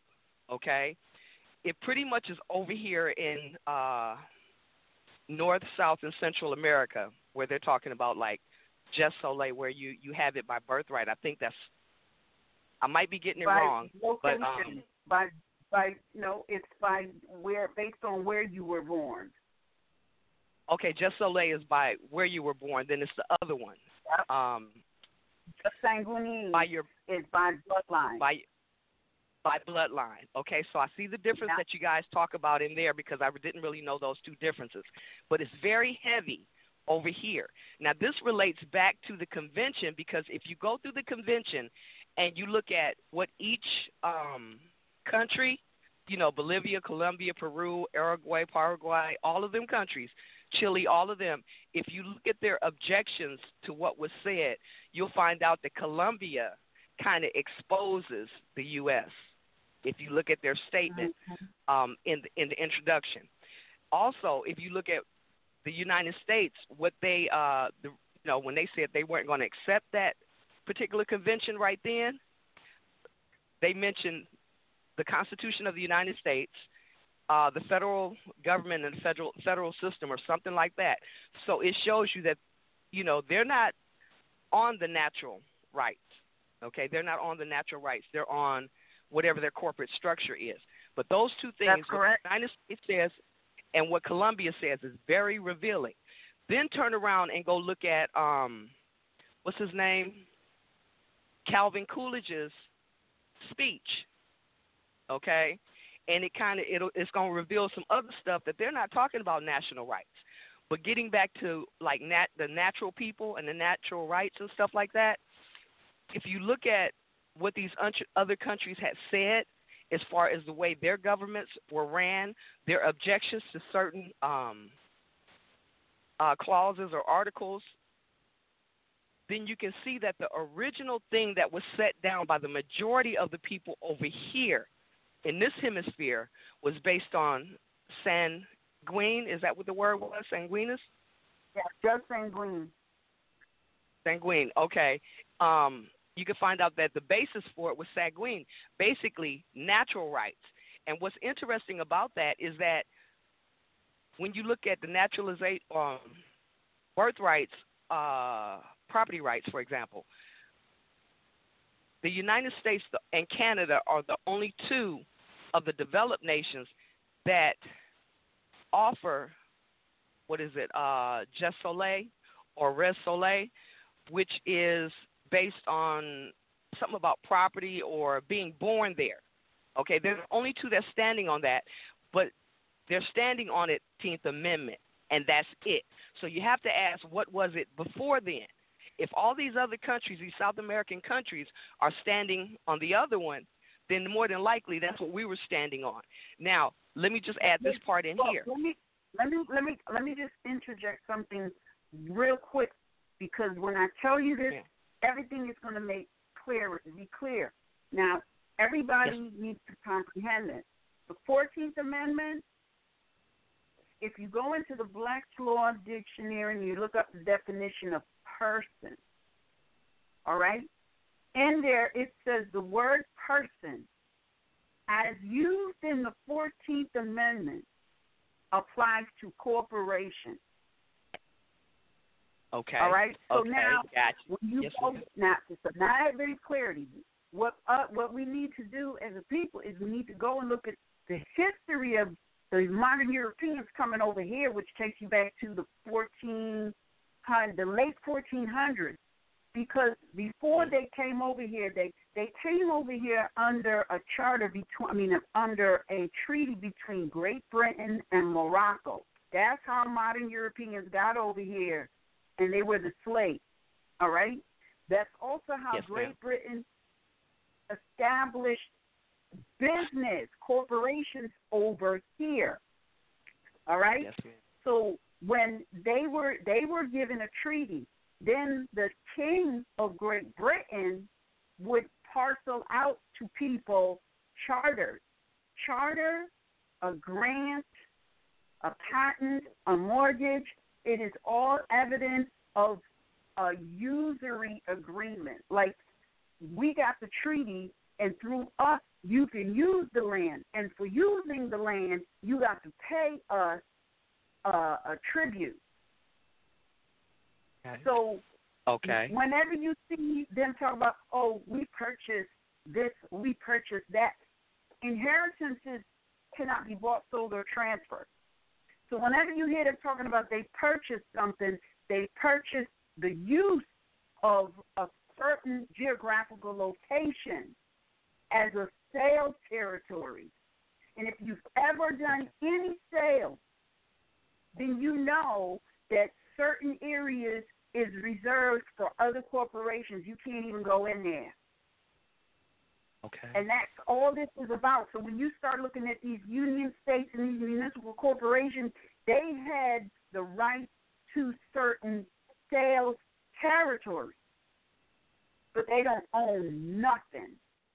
And that brings me back to what the dude was saying inside the convention minutes when he uses that word res nullius, N-U-L-L-I-U-S. There was a conversation in there in one of the minutes where someone he says that word, and then somebody says res who, and then they smile. So I looked up the word, what that phrase meant, and it basically meant no man's property. In other words, the United States couldn't do a doggone thing because they were bound by the Constitution and they didn't own the land, which supports what they said about Noble Drew Ali, that he was the rightful heir of the Moroccan Empire. Look at that stuff. I hadn't got there yet, so I was just getting there. I was like, oh, it's clear if you can read it. Well, Noble Drew Ali didn't say he was the rightful heir. He was saying we are the rightful heirs. Yes. Because an heir is the mother. Just saying queen matters. But also, I mean, when you said nullius, you know what I was thinking? Nully, right? When something is nully, I'm like, okay, that must have been something that nullified something, and you just proved it by what you said. Because they try to kick the leg. Mm-hmm. Yeah, that's what I figured. I was like, that's got to be something. And then I looked it up later. I was like, okay. They're exposing everything. If you go look at, search the minutes out. And I know you guys have already been there, know and everything like that. But anybody who has not looked at that Havana Convention and all the details, like you can email it to me. I haven't, so you can send it to MHHS Eyes Wide Open at gmail.com. That would be great. I got you. We've seen excerpts and heard of excerpts from it. And I just want to say that I had someone just text me and say, well, the sister is on point. They said, yep, this is what they started calling tax, but the foreigner has to pay tribute, which is the tax to Morocco, not the other way around. And so now, hold on. I know you want to finish them, but let me just bouncing off of what you said. And then when you added the 14th Amendment, and then Anna E said, it tells you right there, that's corporations. So what they are trying to do with the anything with the 14th Amendment is what they were trying to work with. And this is why the prophet said, what did he say? He said there's no need for the 14th and 15th Amendment for the salvation of my people because it has nothing to do with you. So all of it, when you do the study, right, it all starts to tie in because they're trying to use that to gain to try to apply natural law to something that's not natural. You can't apply that to corporations. But then we have our people who haven't studied to know that, and they got 14th Amendment civil rights marches, which is definitely a placator because nothing that the 14th Amendment offers has anything to do with us. Not a thing. And also you got to look at Secretary of State Blaine. Because he kind of straddles two administrations. So you got to look at what he started, who he started it with. He got fired. He got brought back in, and then he went down to that convention. And when he went down there, he wanted to be the president of that convention. All right? And they wouldn't let him because he wasn't even a delegate. Now, if you take the fact that he wanted to be president of the convention, take that stuff back right back to Washington, D.C., where they talking about George Washington being the president after being the plenipotentiary, and you're going to understand it was some stuff already in operation before they ever set foot here. Okay? Mm-hmm. Based on these conventions. Okay? So, and then the other thing people have to know is that in order to find the details of what really was said, you're going to have to go to the Spanish version. I don't speak Spanish, so I'm trying to interpret it. I'm trying to translate it, using a translator. But another thing that's really key to this. Go ahead. And it does Latin. So if you learn Latin, you very easily know how to speak Spanish. All right, go ahead, sis. This is wonderful. Okay. So the other part that you need to pull out is on international law. This thing was about private international law, okay? And the guy that you want to look up, his name is, I forgot what his title is, but it is Antonio Sanchez de Bustamante, okay? He's the one that wrote the 500 articles. There's 500 articles in here that are not being referenced when you go look up the convention, even if you find it on Wikipedia. So that's what I'm looking for, because I want to know exactly what was in the what do you call it? The document, the draft that he drafted, that there were objections to, that different countries objected to certain pieces, because a lot of it has to do with nationality and the fact that the United States wanted to get a commercial foothold into South America, which goes back to this I-35 corridor from South America all the way up to Canada. The other thing in there is something else. Let me see if I can pull it real quick. And also why Cuba said, hell no, you ain't bringing corporations here. That's why they didn't like Cuba, because Cuba already know. You know, my niece just came from over there, and she told me that they told her, look, we are all the same family. And she's only, how old is she? Is she 18? She just turned 18. I don't even think she's 18 yet. But, I think she is. But anyway, they told her we're all the same family. And that's why with Cuba, they're like, no, we're nationals over here. We nationalize our land. We're not bringing that crap. And that's why they so-called embargoed and disenfranchised Cuba, which also, thanks for the message here, brother, also ties into Castro. And also, I got to make a quick change. Yes, definitely ties. Absolutely. But I want to make a correction when I say Latin. I got to make sure I say Moorish Latin. Because they call Spanish. Yes. Then the last thing to look at is that the United States tried to use the fact that they wanted peace. They didn't want wars and stuff. Something about the War of the Pacific, which I have to look up. Okay, they wanted peace.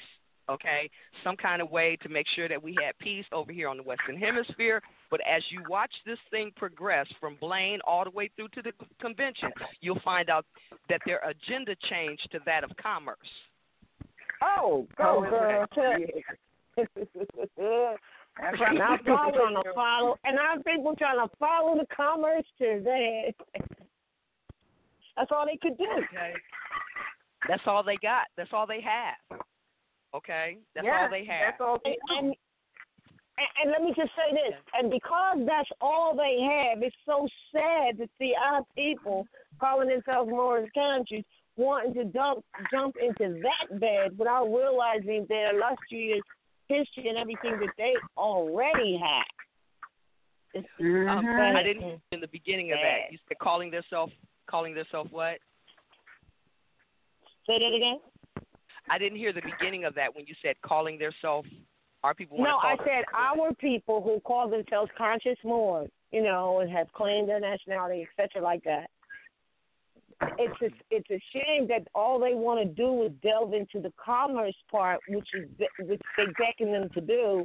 But that's all that these modern Europeans. That's why you said the agenda changed, because it's not happening. That this convention is not happening. You're not just saying green. This is about the nationality. That's what it's about. So they only had commerce. Like you said, they changed the agenda. That's all they have, and that's what they have supplanted and done here on this portion of the ancestral state. And our people who call themselves Moorish countries today, a lot of them, all they want to do is try to delve into the commerce without realizing how they're equipping themselves with what they really have. You see? They'll do everything and anything. Go ahead, Amy. That's why they play on anybody who's caught up in the commerce game. They're being manipulated by modern Europeans through their love of commerce, because they know listen to me carefully when I say this. Modern Europeans know they do not have a foot to stand on or a pot to piss in if we show up talking about nationality and bloodline. That's why for them, the agenda is always commerce, because they can't talk to you if you're talking bloodline. They can't, and they know it. And so that's why their objective is always to get our people, our family members, global as they are, to talk commerce, because they can ransack you, run all over you, beat you up, throw you out, steal your stuff, make you think that you have no right as long as you're caught up in commerce. In commerce, right. But Now, about lineal descendant, when you show up talking about lineal descendant, it demonstrates an honor of your mother. They can't top that. They can't even talk to you. Okay. Let me kick a hole in the door real quick so people can go on and get out that prison they in. Yeah, real quick, because we're going to get kicked off in 5 minutes. Well, go ahead. You got 5 minutes to kick the door in the hole and free the people. Go ahead. Okay. When you look at Just Soleil and Just I can't say the words, the other one. No.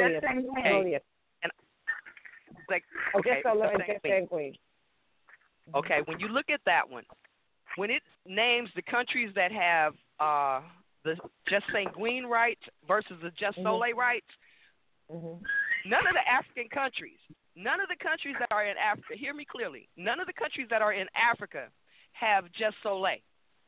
All right. That's because none of those so-called countries were established by the Asiatic population. They were established by modern Europeans. All right. Okay. But I was just going to say this. For people talking, we getting ready to go back to Africa because we came from Africa and stuff like that, just because you go over there don't mean you're going to be a citizen of it. Don't mean you're going to have a birthright because your skin is black. I'm just going to say that. But here's the other thing, sister. You want to claim that you're African, right? But you never did the research to know that Africa is another modern European corporation. So if you claiming you're African, you still claiming the brand. Right. Exactly. And the people who are at that landmass, they never claim African. They tell you their lineal descent line. Yeah. All right. That's right. Go ahead, sis. Go ahead. Add the rest. Okay. And just like I met 3 brothers recently.